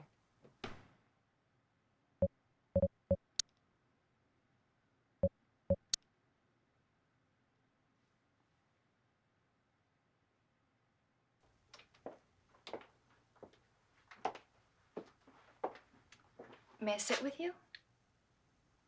Sure.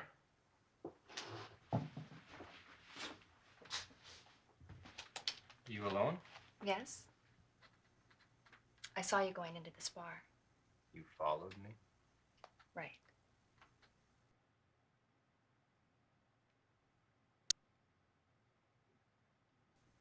Have you ever been here before? Yes, a long time ago. Just one time with my ex-husband. This place reminds me of something.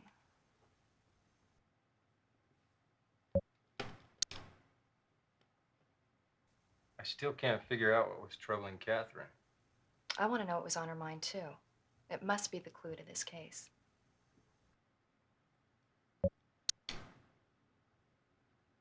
Speaking of Catherine, I remembered something. Catherine was really engrossed in this article. Here. Oh, I didn't realize it's so late. I gotta go. I might stop by the clinic tomorrow. Okay, I'll be out during the day, but I'll be there at night. Good night.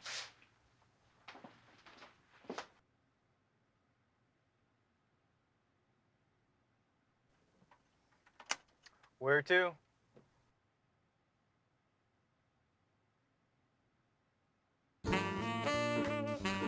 Oh, let's see.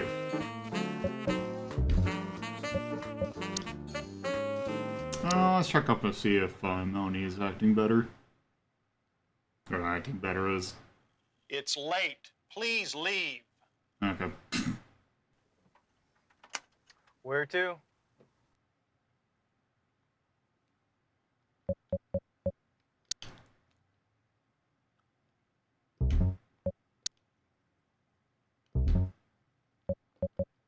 I wonder if I can just wait in the hotel.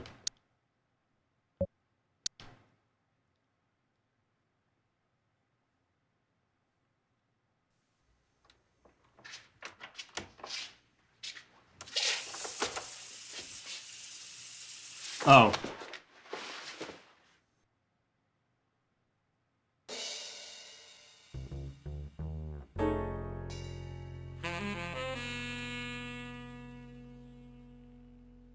Okay.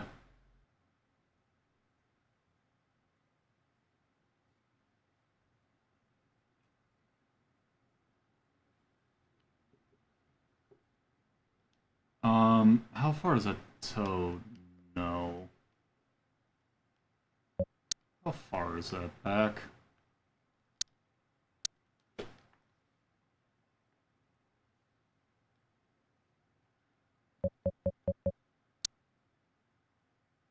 Thanks, Dexter. We went back to our hotel room and died.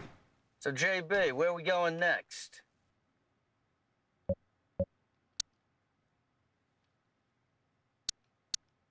Okay, if that's the case...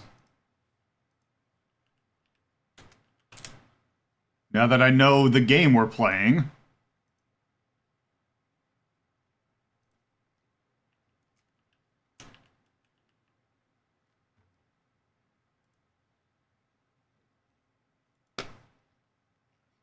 It's interesting seeing a laser active guide.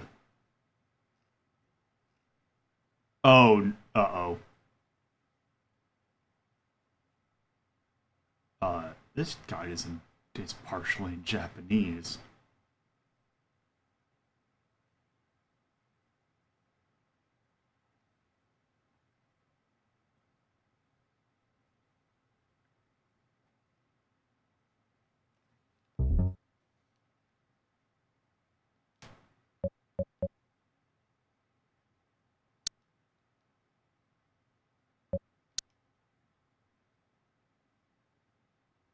Okay, apparently, you go here.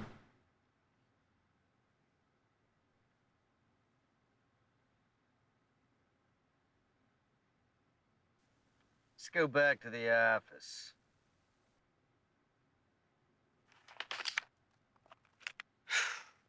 I gotta get a pack of smokes. Okay, we know this.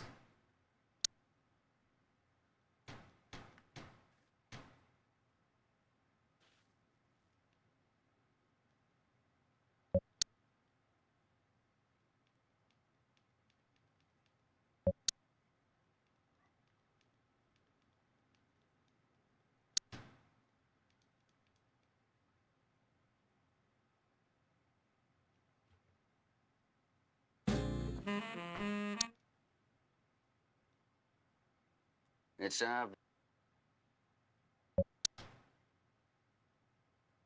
What the hell?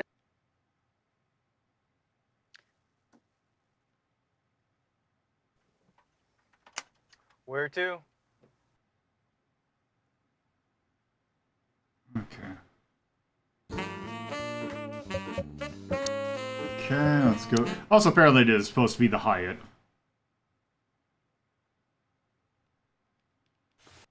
Okay. Cocaine.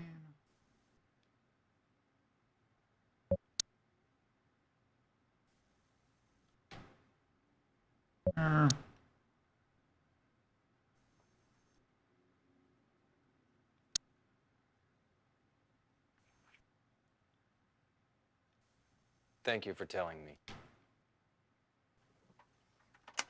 Where to? Eh.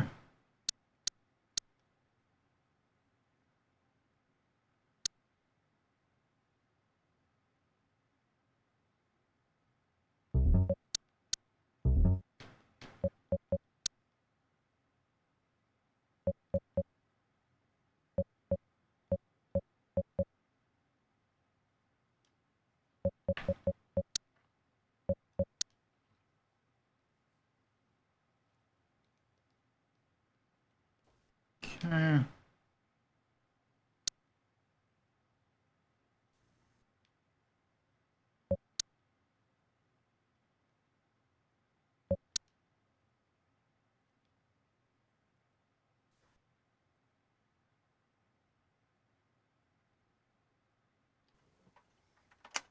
Where to?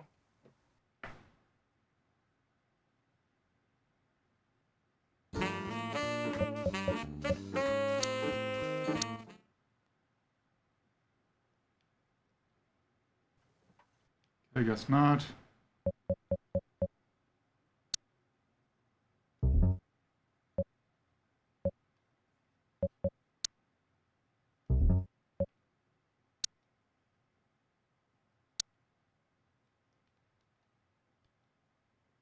Okay. There's nothing I...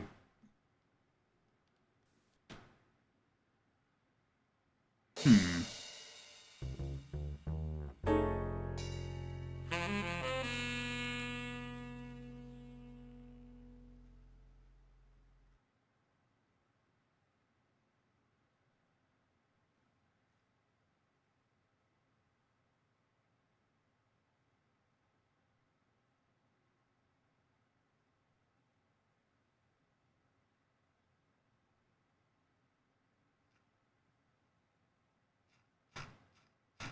That's unfortunate.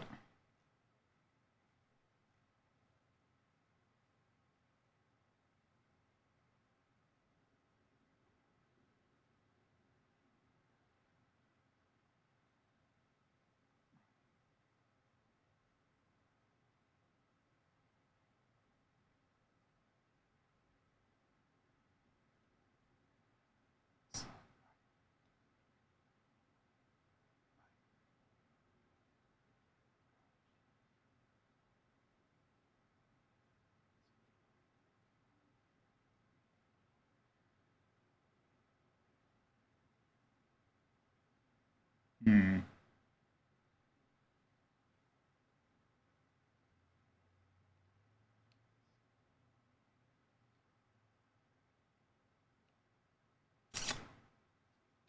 I think I might have actually be in a... So the problem is I'm looking at a guide, and it is mostly in Japanese.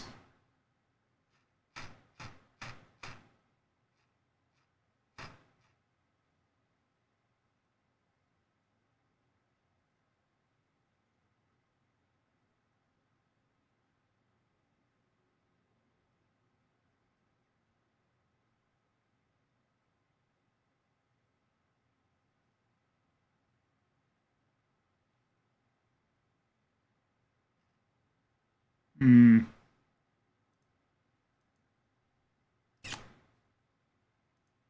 Well, that puts me in an interesting position.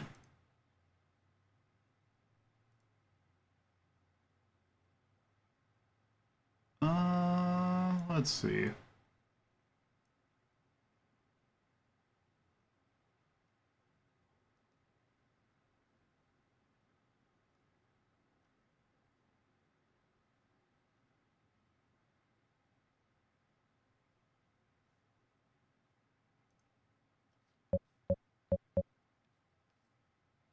Kind of thinking, do I want to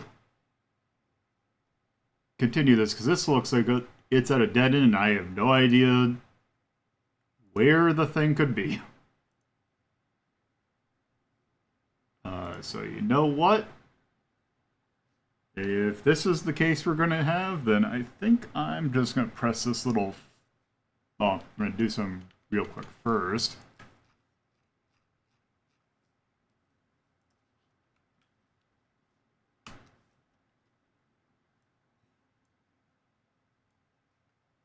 So we're in a, I think we're in a no... I think we are in a, dead man walking situation. And I don't know how to not get into the dead man walking situation. So I think I'm going to type in some stuff.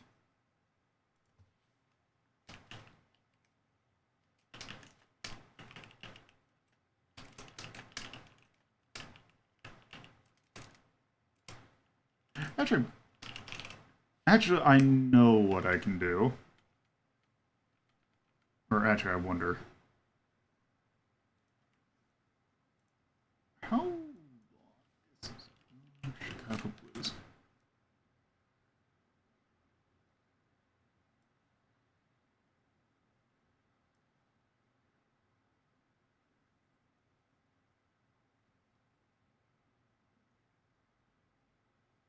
Okay, there is a long play.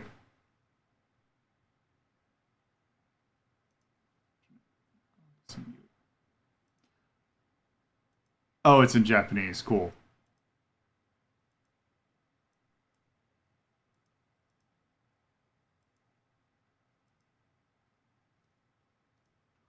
Well, okay. Well, then in that case, let's come out 1904. It is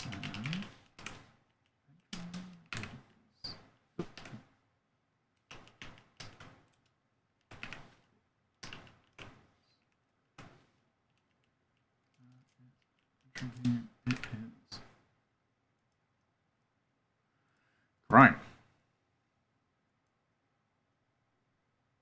Yeah, I have no idea what the thing is. So we're gonna press this funny button right here. Okay, well, so that definitely is a massive bummer that that there's fail states, because it's like, I have zero, like, they're so linear until it isn't. I don't know what I could have done differently, because there's not, like, a whole lot of branching paths. I mean, I could have, like, at the beginning, not drank. But also the fact that that is... Yeah, this one seemed really dry. Where... Do we put it at E- or E, Jake? Okay, we put... So the thing with Jake Hunter is that was just, like, soulless. This seems like they could be at least a little interesting, but also the fact that you can... Dead man walking is a crime.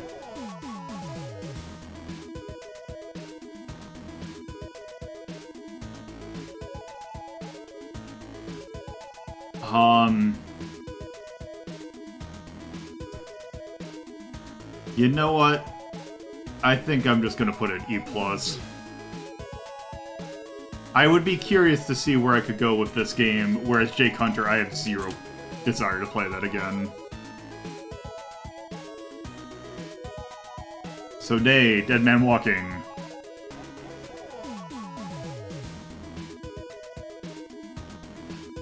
Other than that, I can't really think of much else. It's kind of a basic FMV game. So, with that, I guess that'll be that. So, back here. Okay. So, here's where we could end up. Let's take a look-see at my thing to make sure that I didn't accidentally break something. Okay, good. Alright, let's pull another game.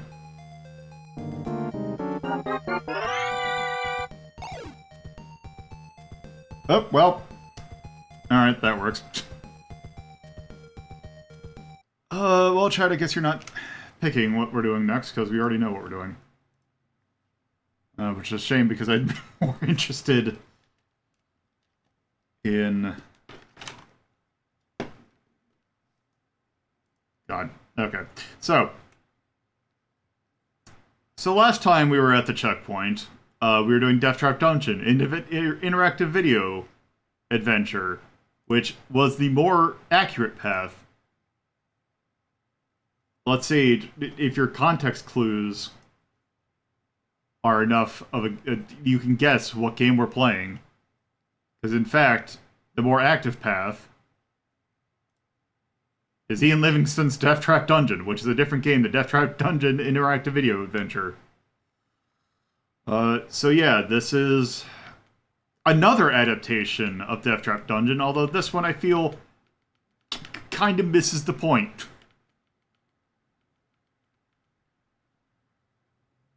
So let me get this going. This is thankfully going to be another game that it's not going to take me much to set this up. So, where are we? We are...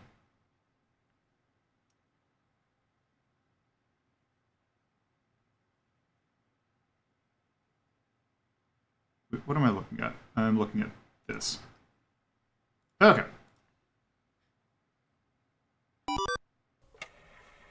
So, Ian Livingstone Deathtrap Dungeon is developed by Asylum Studios 1998. This is a Sony PlayStation game. It is an action game that is based on Deathtrap Dungeon.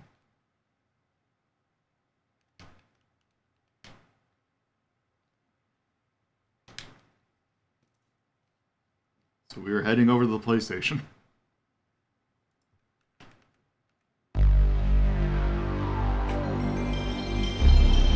Also, this is very loud.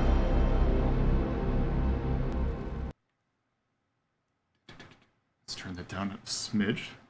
So let's get the game loaded up. I have not played this much. I have seen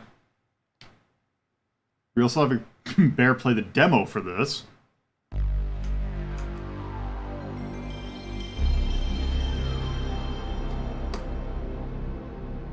And I remember this game looking odd.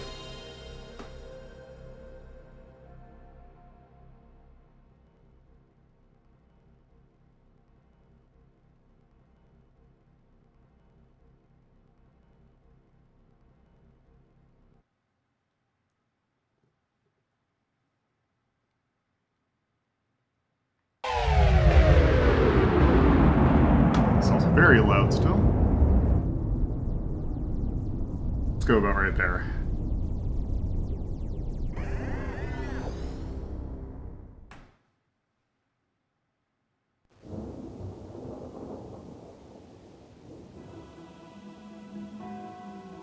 Fang, a town made famous by its creature-infested dungeon.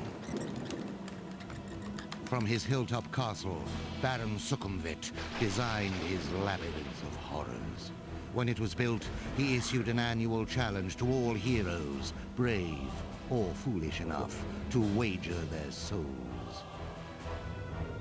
As a prize, survivors would be rewarded in riches beyond their wildest dreams. Whilst some adventurers get ready for battle on the eve of the quest, others, less experienced, walk foolishly into battle.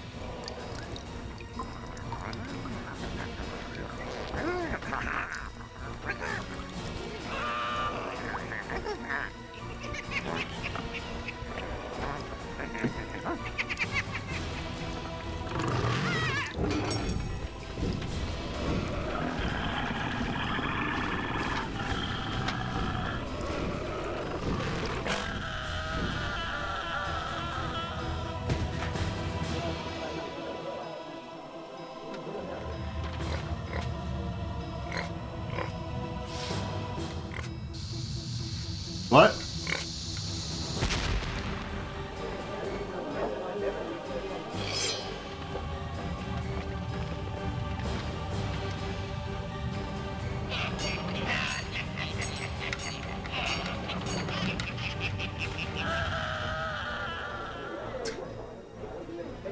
Back in Fang, townsfolk wait patiently in the taverns, hoping that maybe, just maybe, one day a champion will rise who can conquer the perilous depths of Deathtrap Dungeon.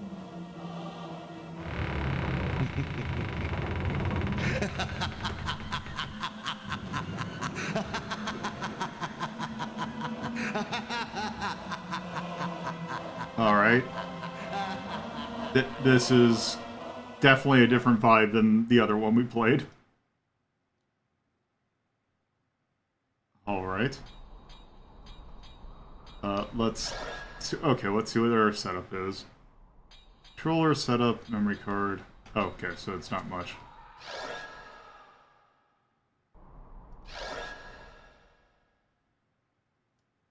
Okay, so let's see. Should we be Beef McLarge Huge or Rob Liefeld Lady?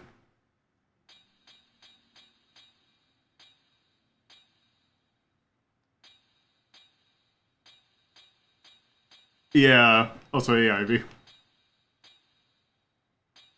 I have a feeling that BDSM Cammy is probably Red Lotus. Okay, Red Lotus.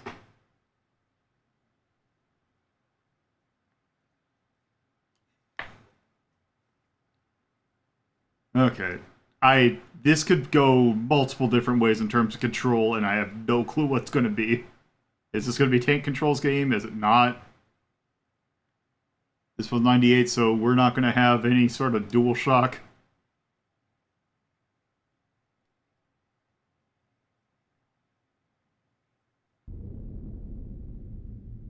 Oh, this is...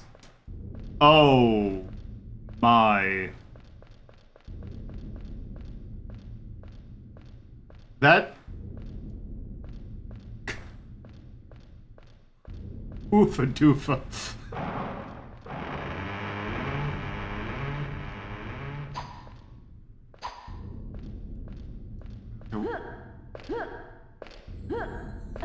Okay.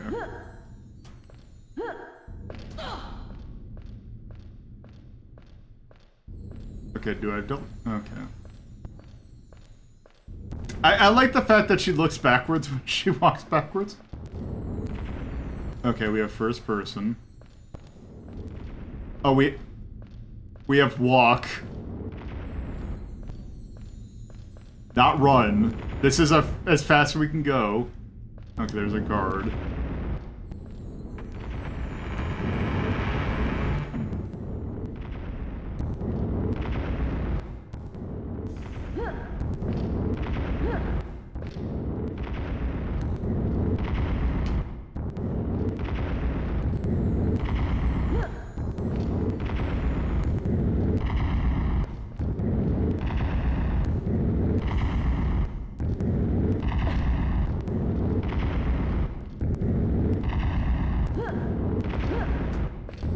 Can I climb on top of this, or is this...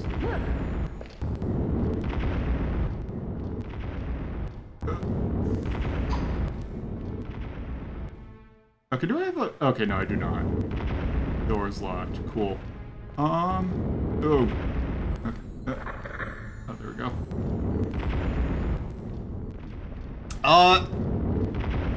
I don't know if I call it aggressively Tomb Raider, because I actually can't remember if Tomb Raider controlled better than this, which is a statement I was not expecting.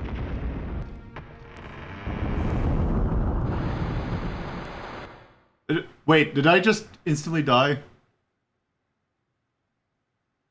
What? I looked away to look at chat and I died, and I don't know how. Oh wait, is that supposed to do that? Okay. I see, okay. Find levers to raise the cage, okay. Oh, I see.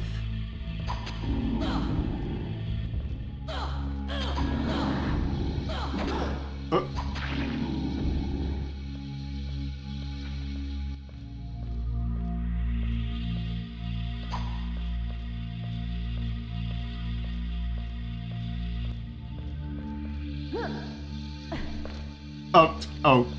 Okay. Warp. What? Oh, good, there's fall damage. Naturally. It's seriously not a... Why is there... Why is it slow and more slow?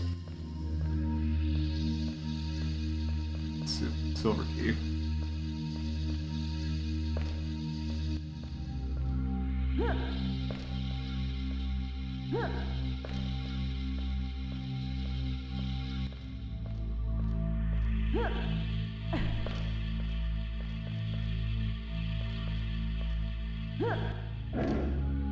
Razor spell.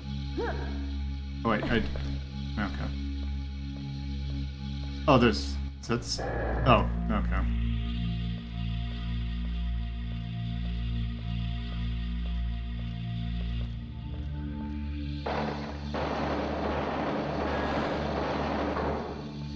Oops.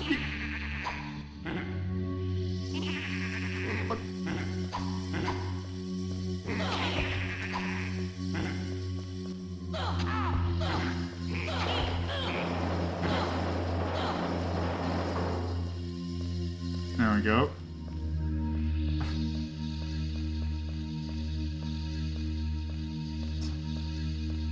Okay, that's something. Okay, so...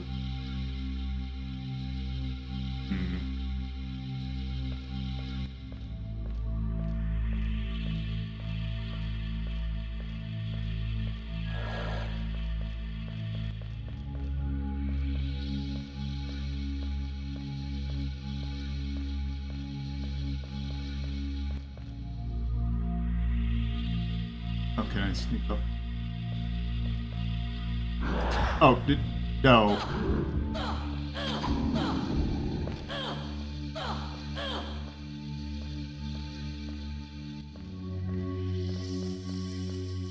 There's another one.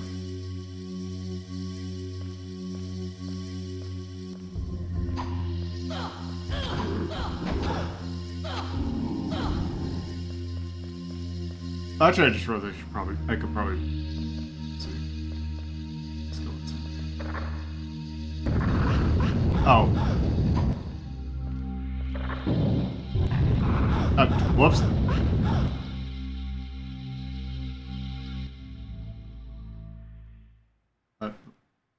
Start that level.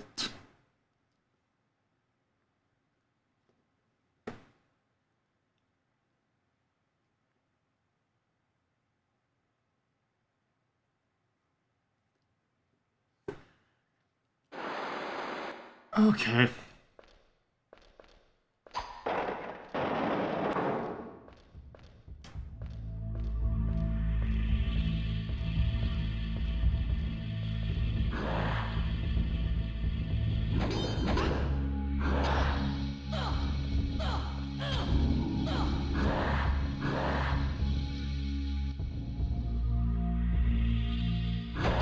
I can't tell which direct.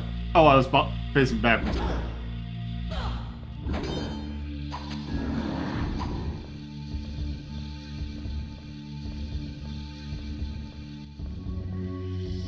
This is a. I was gonna say this is a video game of all time, but it's definitely a video of 1998.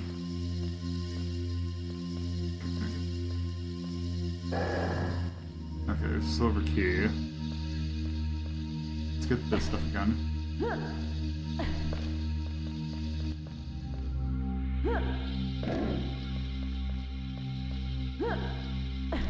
So can I?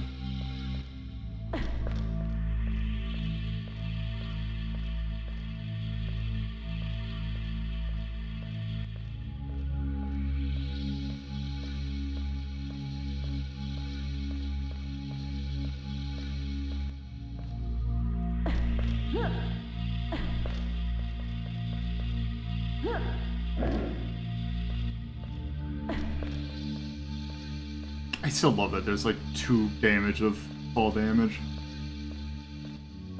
Is this the silver key one? No.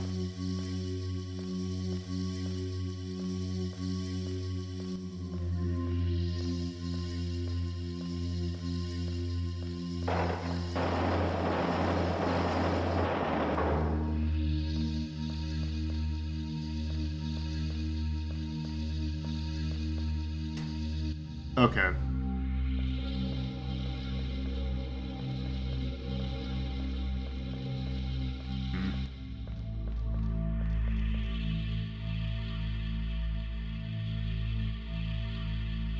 Okay. This does in fact feel like a Deathtrap. I can get that.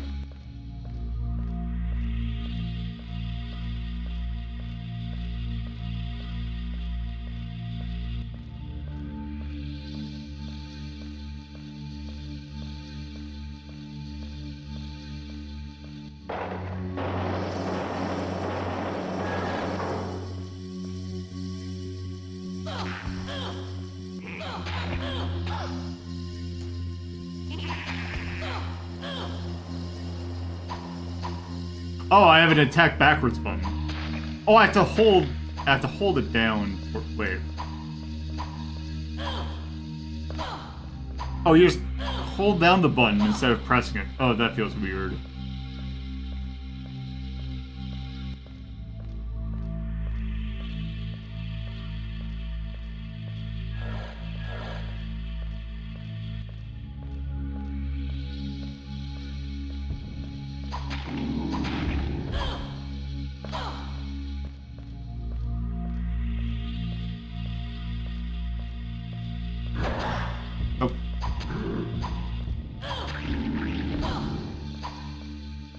Go down the other way. Okay. have to?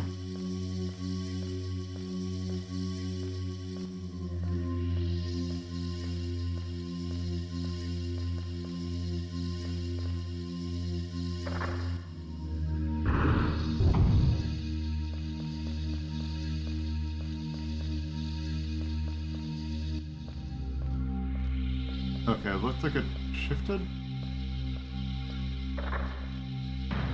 Ah, okay. Well, that went somewhere else. So what's my button? Okay, bogey. Okay, I do have... Let's see, I have sword. Unarmed combat. Chalk. To spell...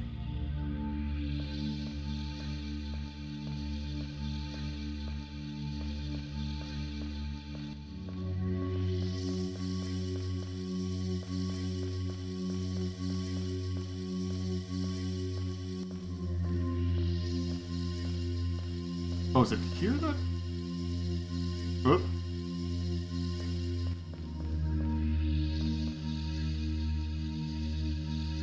There's something there. Oh, here. Here it is.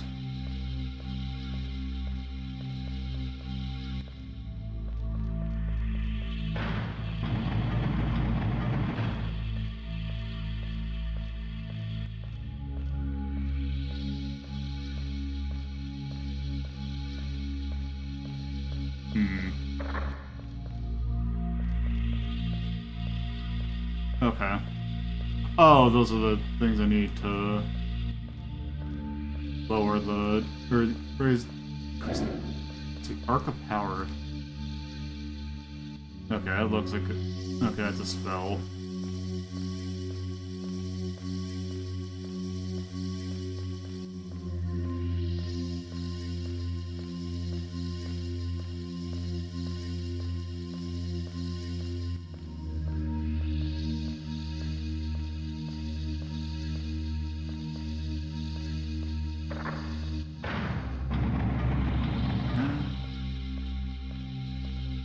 Well then.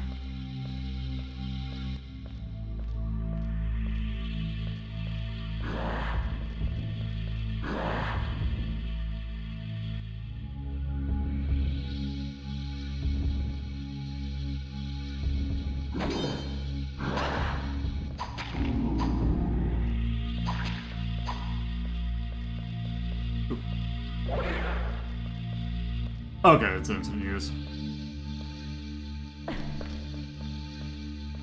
Is that something? No, that's not something. Okay, so I guess let's go the other way.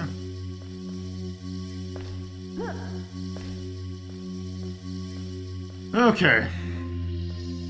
I realize one...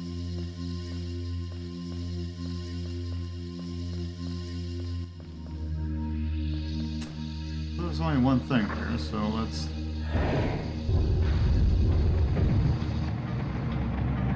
Oh. Okay. Oh. I cut its head off.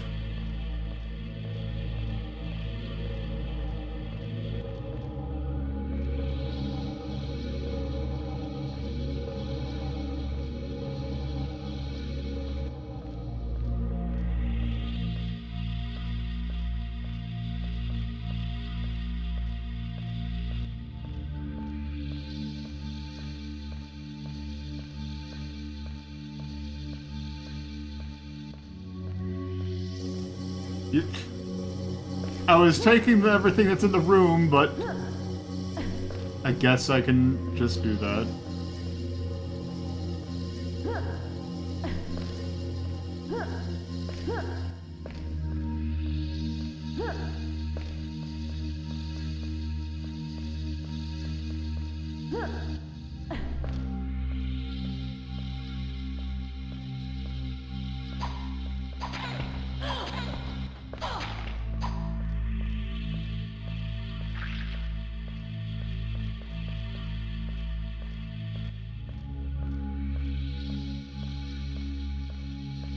Let's see.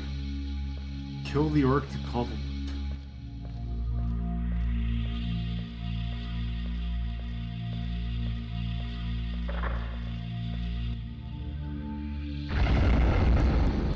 Oh. Okay.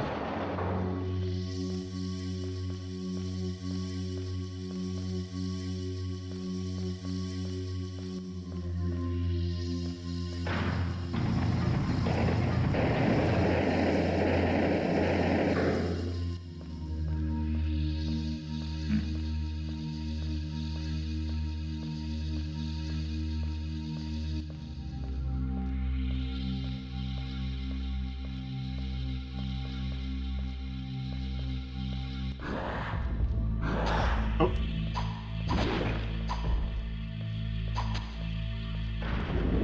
Oh god! Okay. That was rude.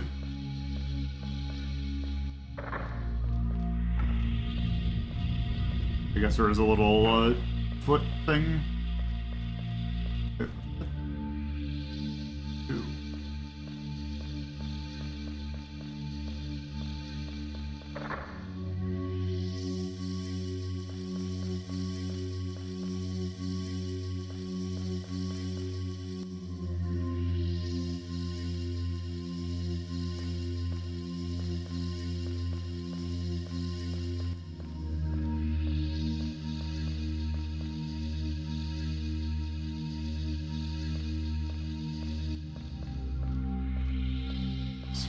Side? No. Such thing? No. Okay, is there anything on the floor here?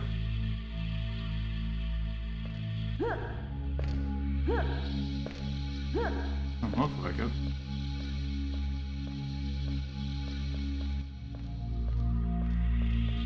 Oh wait.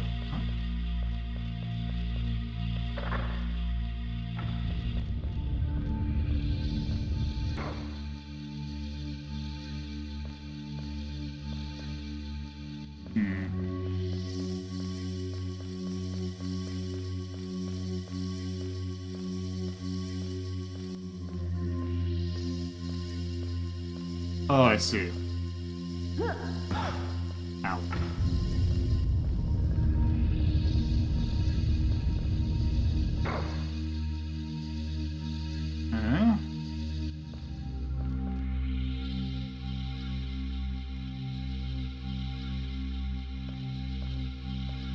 Okay.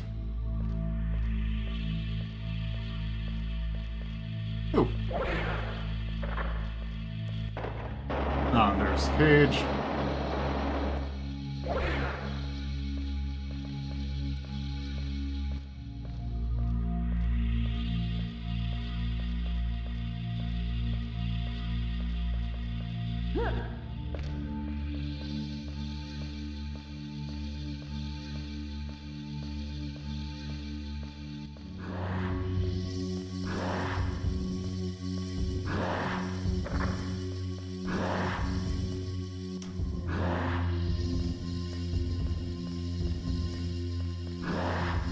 Oh, I gotta...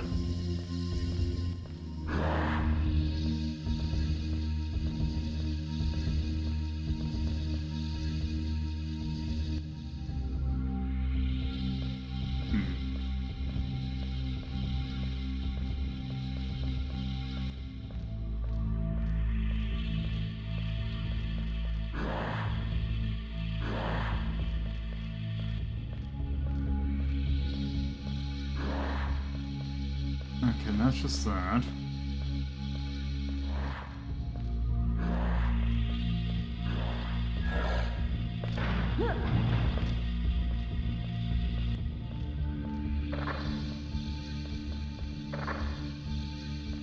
Does it do anything, though? Okay, how do I get back?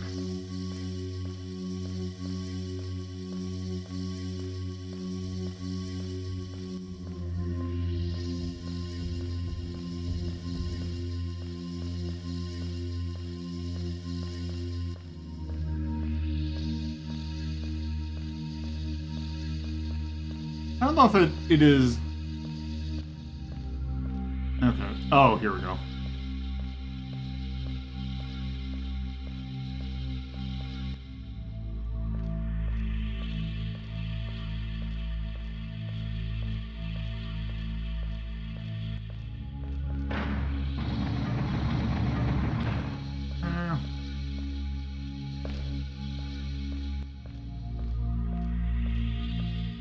Okay, hopefully it'll give me the view of...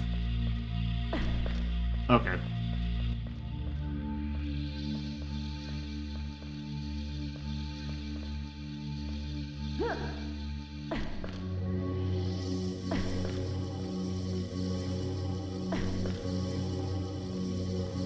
Why is the thing glowing like that?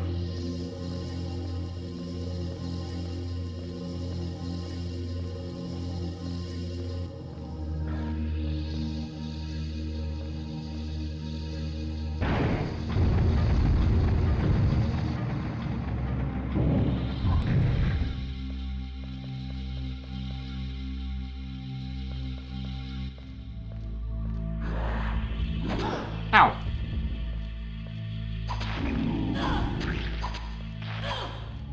Oh, you can still hack the limbs off even though you're... even when they're on the ground. Wait, do I have... Oh, okay. I thought they were just instant use.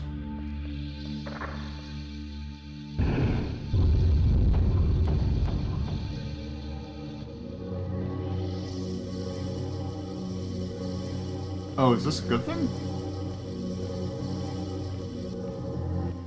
Oh! That's a save point. I thought that was like some sort of thing that would hurt me.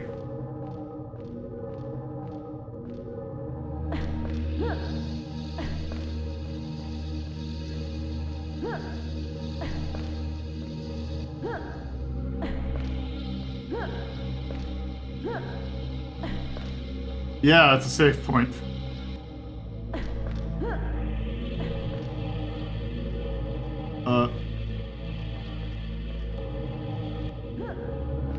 What?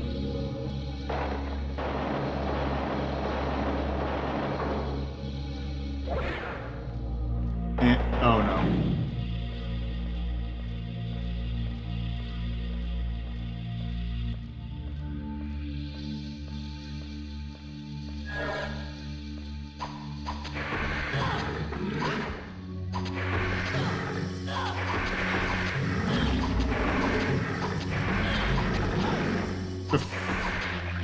I'm gonna kill the thing like a blackthorn, hell yeah.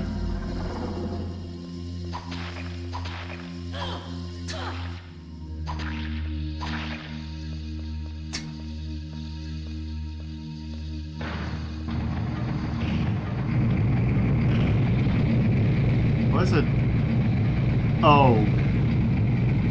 I see.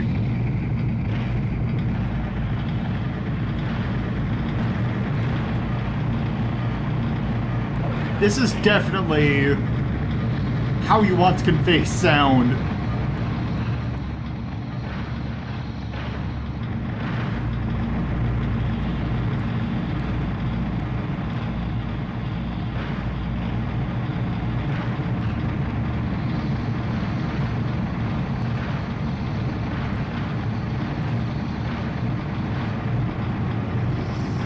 Oh, that was not... I did want to go... Okay.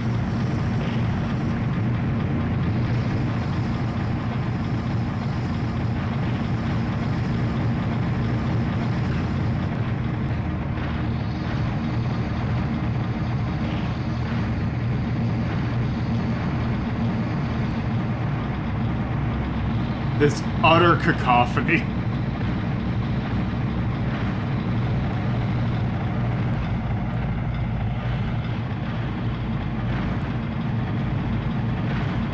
I am surprised that I made that.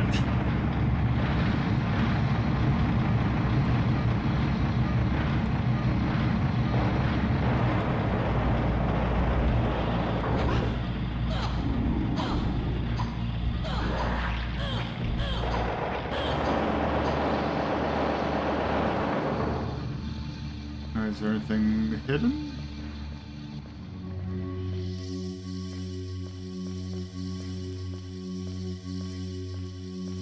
Nope.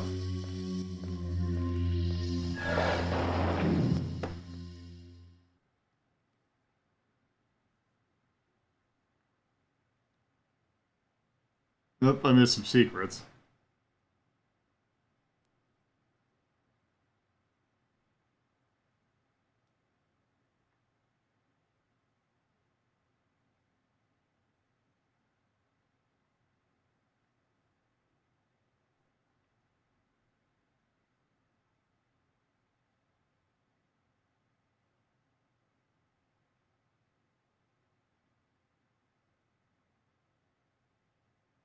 Just checking something.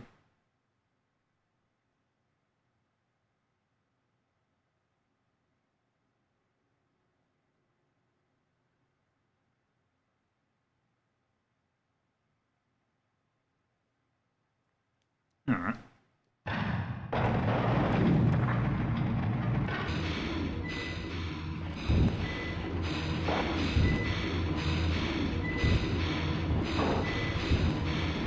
What? Okay.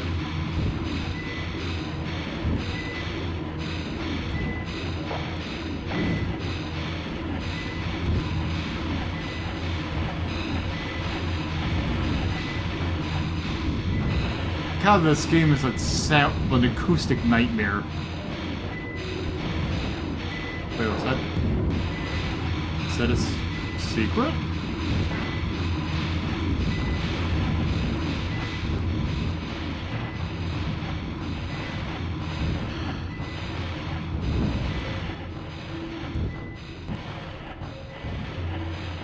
Okay, so that's there.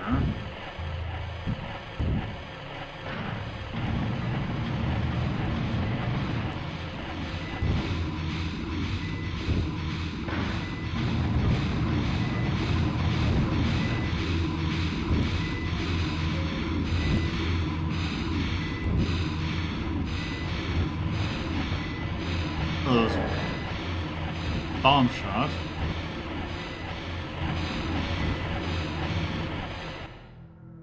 All right, let's.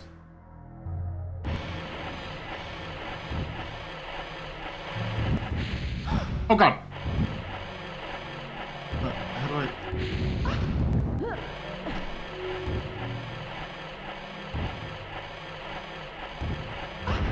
Oh. Wait, what?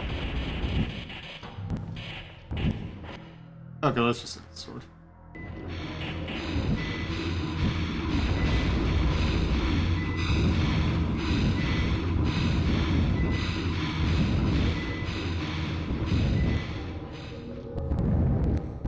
Oh, there's a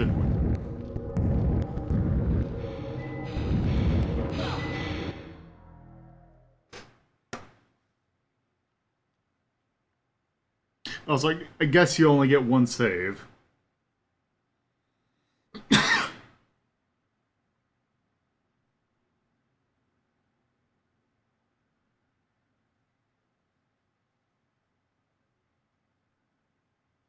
Check something real quick.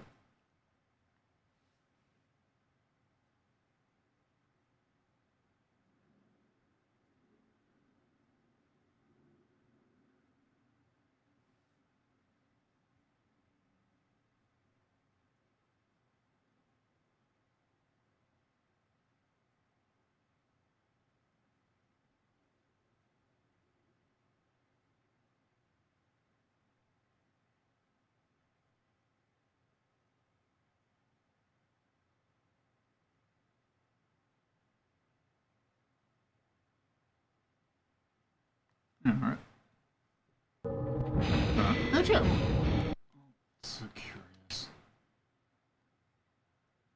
Okay, there's just a lot of stuff. Actually, I will be right back.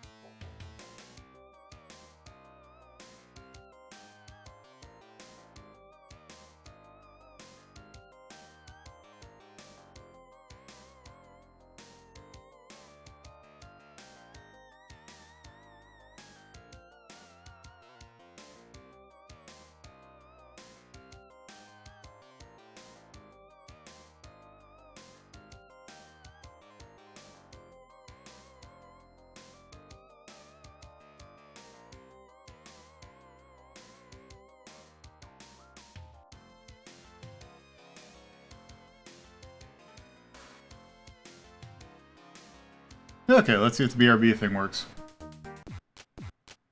Nope.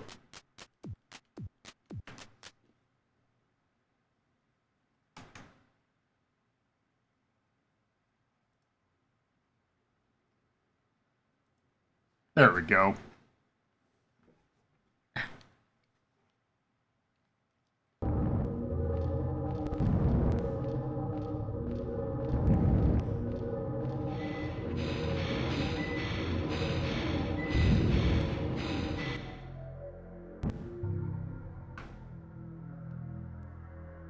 Oh, I found...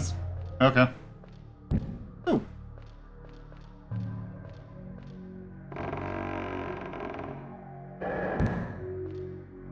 Coin. Oh, it is literally a coin. Wait, what is this? Hmm.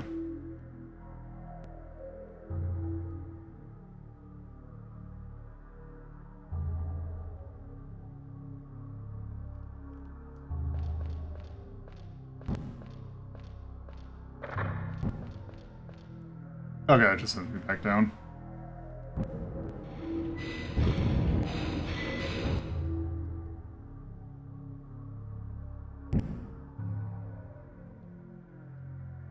Okay, let's see, is it... Okay. Okay, the answer is do not drop down from there.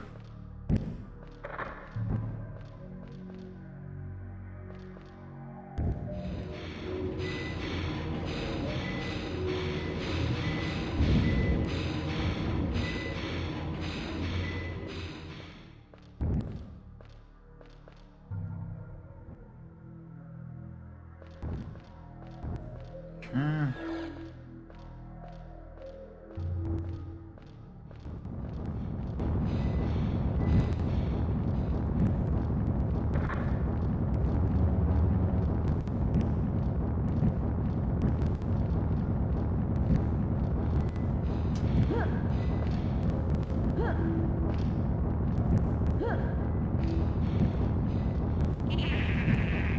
Oh, it's these things.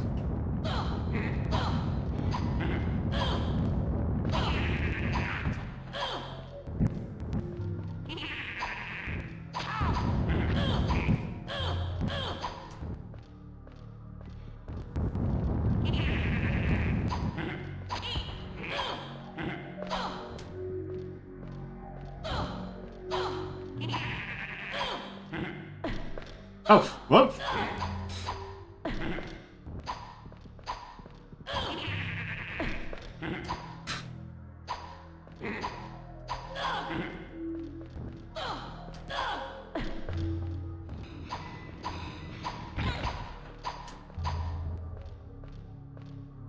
This game is definitely a thing.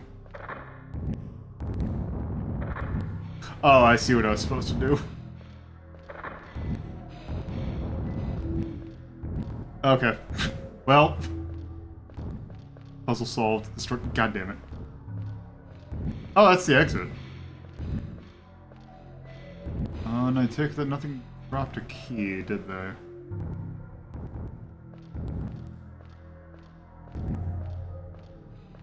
Oh, there's a ladder here.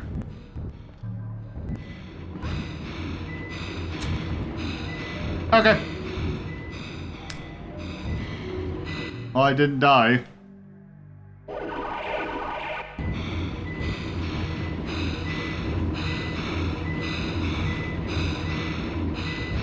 Oh, we're back here. Okay. Oh, that's not a ladder. Okay.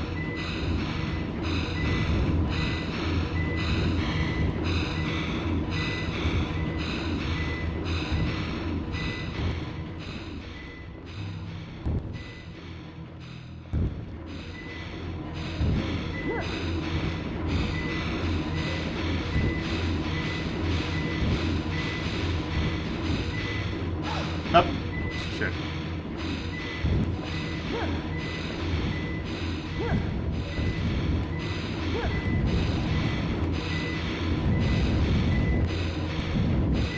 maybe I am supposed to go? No. Just load.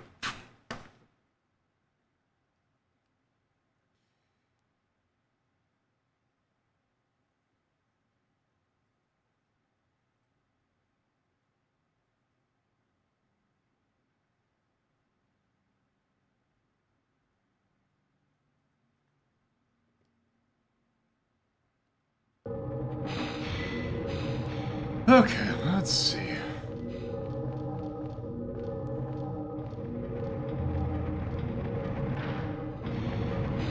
Here's the secret area.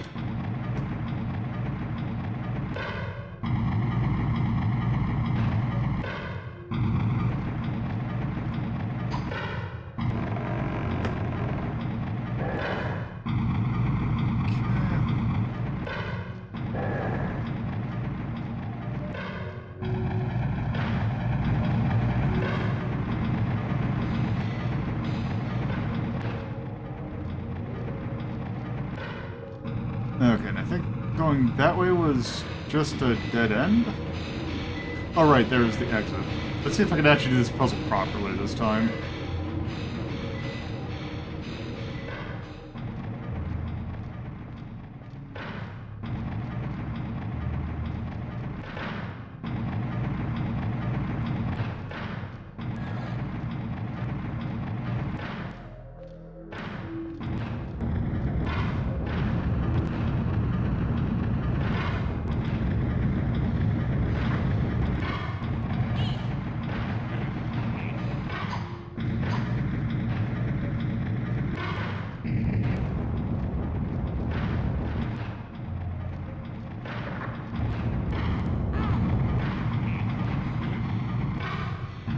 Okay.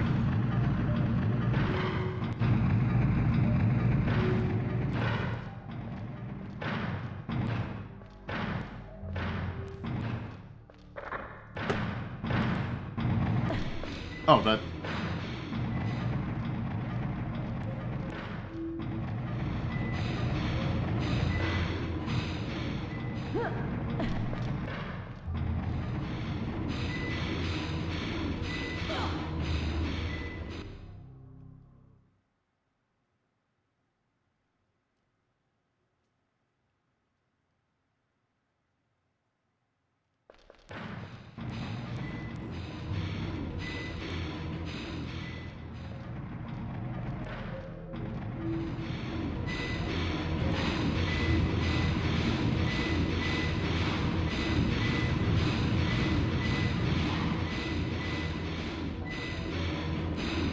Is there any other...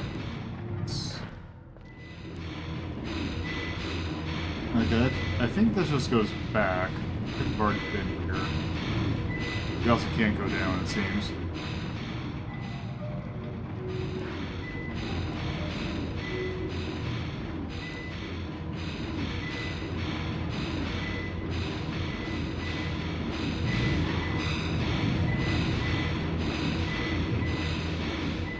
Yeah, pretty much. I'll say Necro. Oh, I see.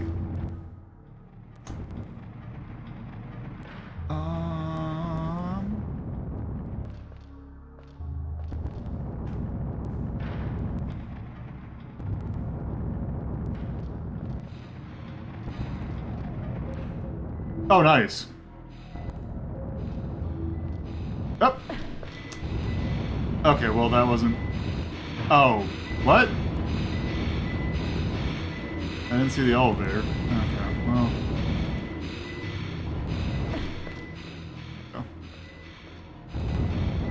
This game it existed.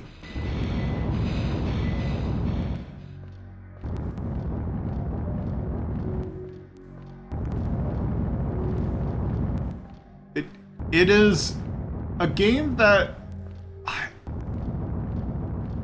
It feels like it should be worse than it is, but also there's like something kind of slightly endearing to it.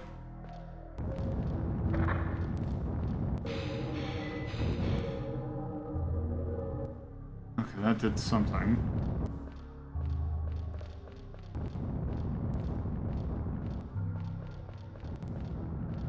Yeah, the fact that you can just dismember anything, like it's a Soldier of Fortune game, is definitely a thing. Okay.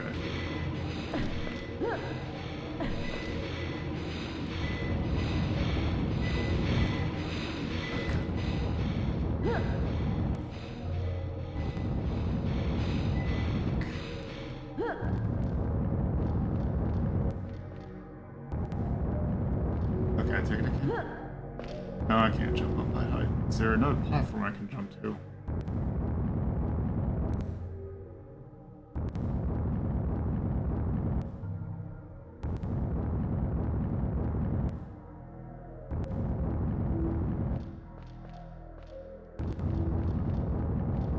There's a sincere amount of "they tried" to this, which I think is what's... Wait,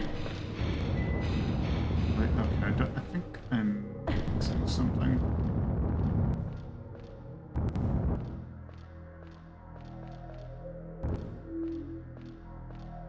Oh, this one. I don't know why I'm whispering. Okay. Well, that didn't help.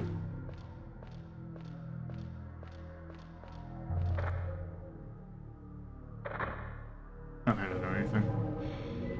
Or did it? Okay.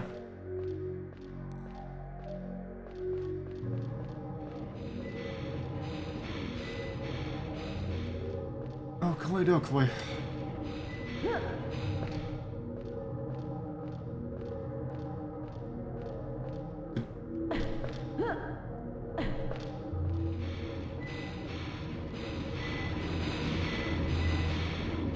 Well, this brings me up here.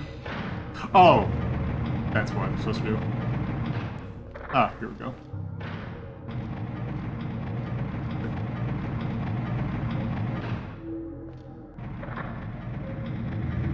Ah, okay, so now...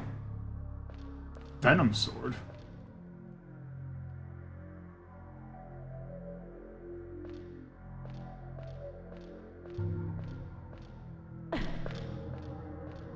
I probably should have waited.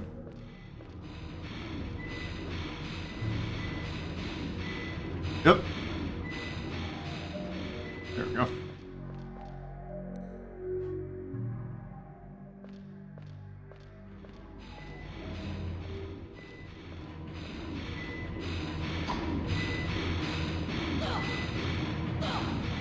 Oh. I don't know why I'm saving, because it's not like I'm going to play this for this much longer. So I do have something immediately after this.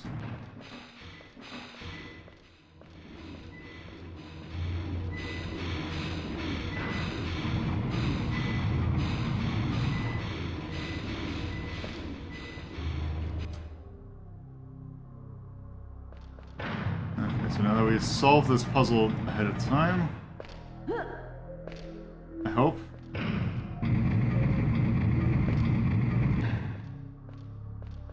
Oh, there's... Oh, I see.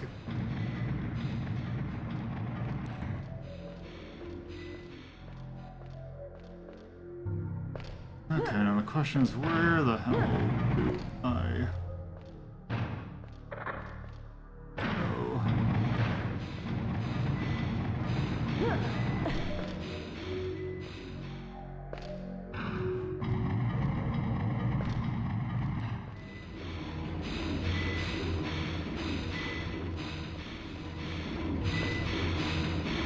Okay.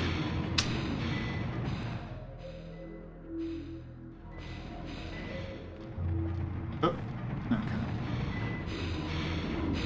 Oh wait, is this just... Oh, this is just this room. Okay.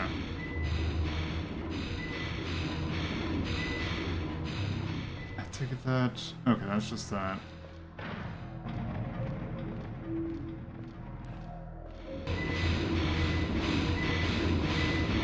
Okay, this is just those things, but I don't think there is anything in here. I'm pretty sure this doesn't have a map.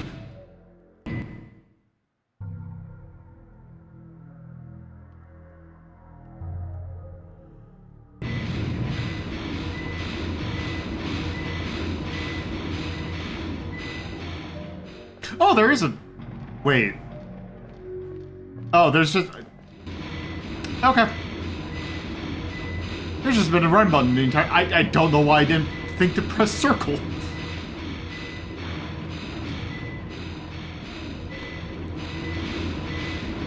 Like, I was like, I thought I was testing every button. I guess I didn't hit the face button.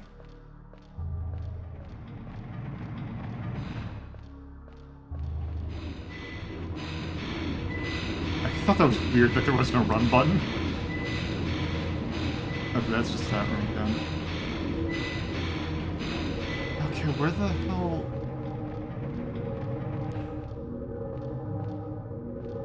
What am I missing?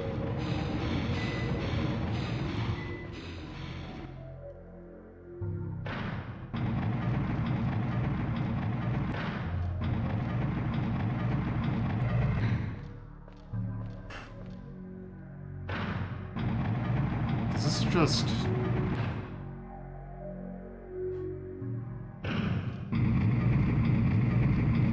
that... I guess maybe I'm supposed to go by the main area again. Maybe I'm supposed to go...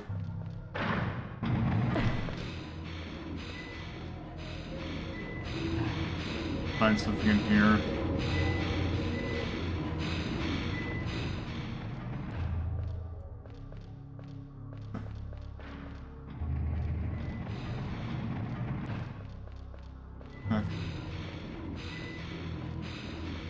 Okay, and then this is just this room again.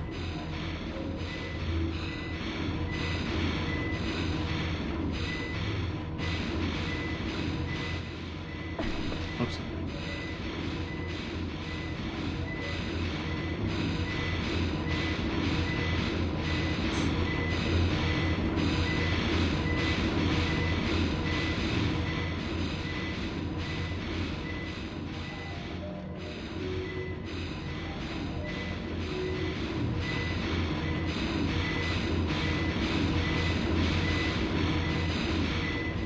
Okay, and that's why we came, I believe.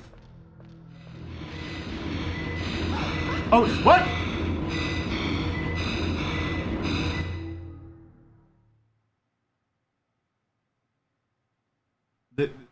They managed to get out of sync to the point where they caused the other one to scoot to the other one.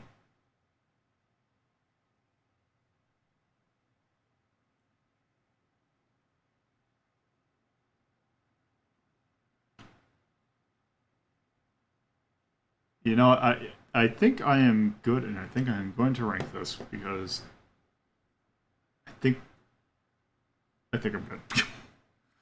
All right, let's get this on the board.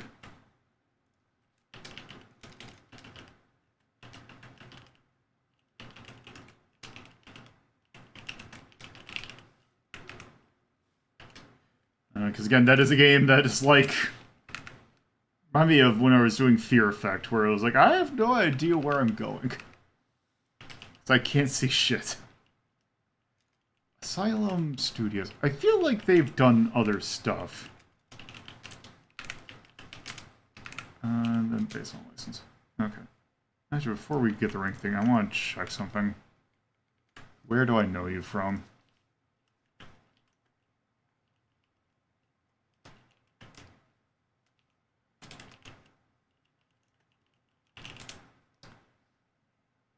Not the Asylum.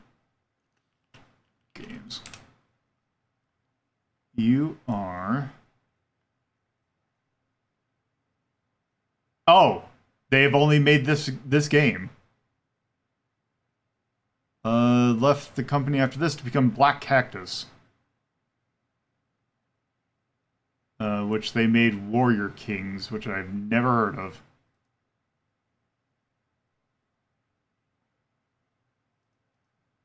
Did anyone at least who worked on this work go on to do anything else?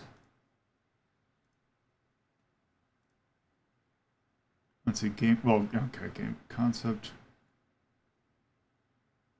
Team lead Paul Shepard, who it looks like worked on a bunch of... Oh, funnily enough, for special things for Fear Effect. made Marco for the... Okay. Producer for a bunch of the 2000s era Tomb Raiders, which I guess is fitting. Also, okay, I do want to say I really like that the developer or the programmer apparently for this game has a really good name, and it is Phil Drinkwater.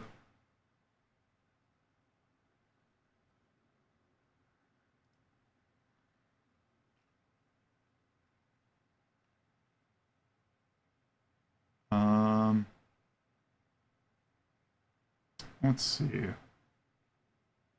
Lead programmer. Okay, it looks like the people who worked on this did not work on a lot of other stuff.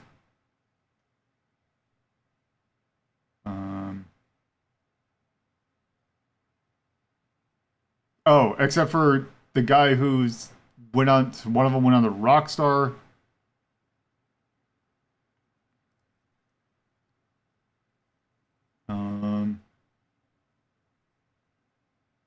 Yeah, it doesn't look like anyone here has, like, worked on anything. Like they don't... It looks like they're mostly people who have not had a whole lot of experience at this point.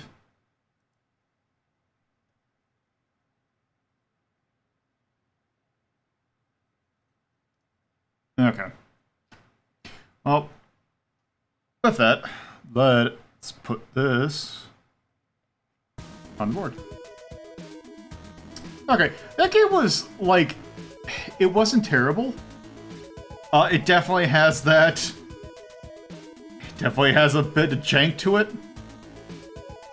But I don't think it was bad.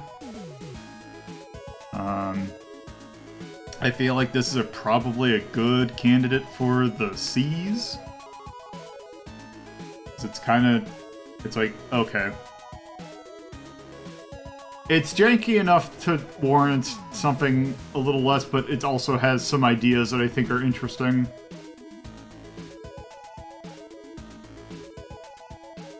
You know what? I'm looking at some of this stuff in C+, and I'm thinking that's a good spot to put it. The Pepsi Man. Micro Machines. Mega Man Powered Up.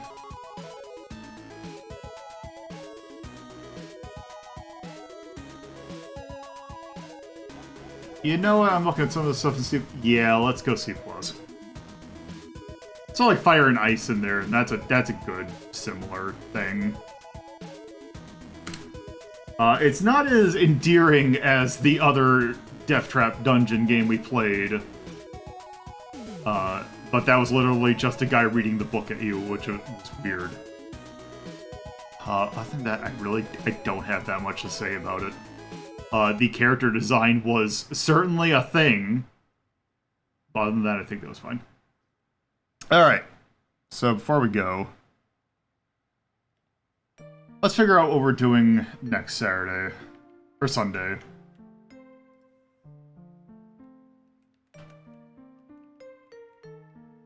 Alright. Oh, there we go. Let's go and pull a card. Okay, we're going one. Alright, chat. Do we want to, on Sunday, do another thing of Lolo De Puzlo's story time, or do we want to take a look at a game that was based on a book?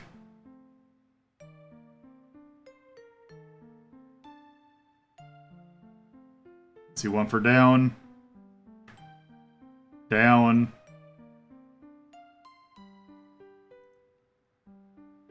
Let's see, going once. Down. Okay, that's good. Alright, let's see. What game based on a book are we going to be playing on Sunday? Mary Shelley's Frankenstein. In particular, this is going to be Mary Shelley's Frankenstein that's on the Sega CD. Which is a very weird game that is an adventure game with fighting game elements.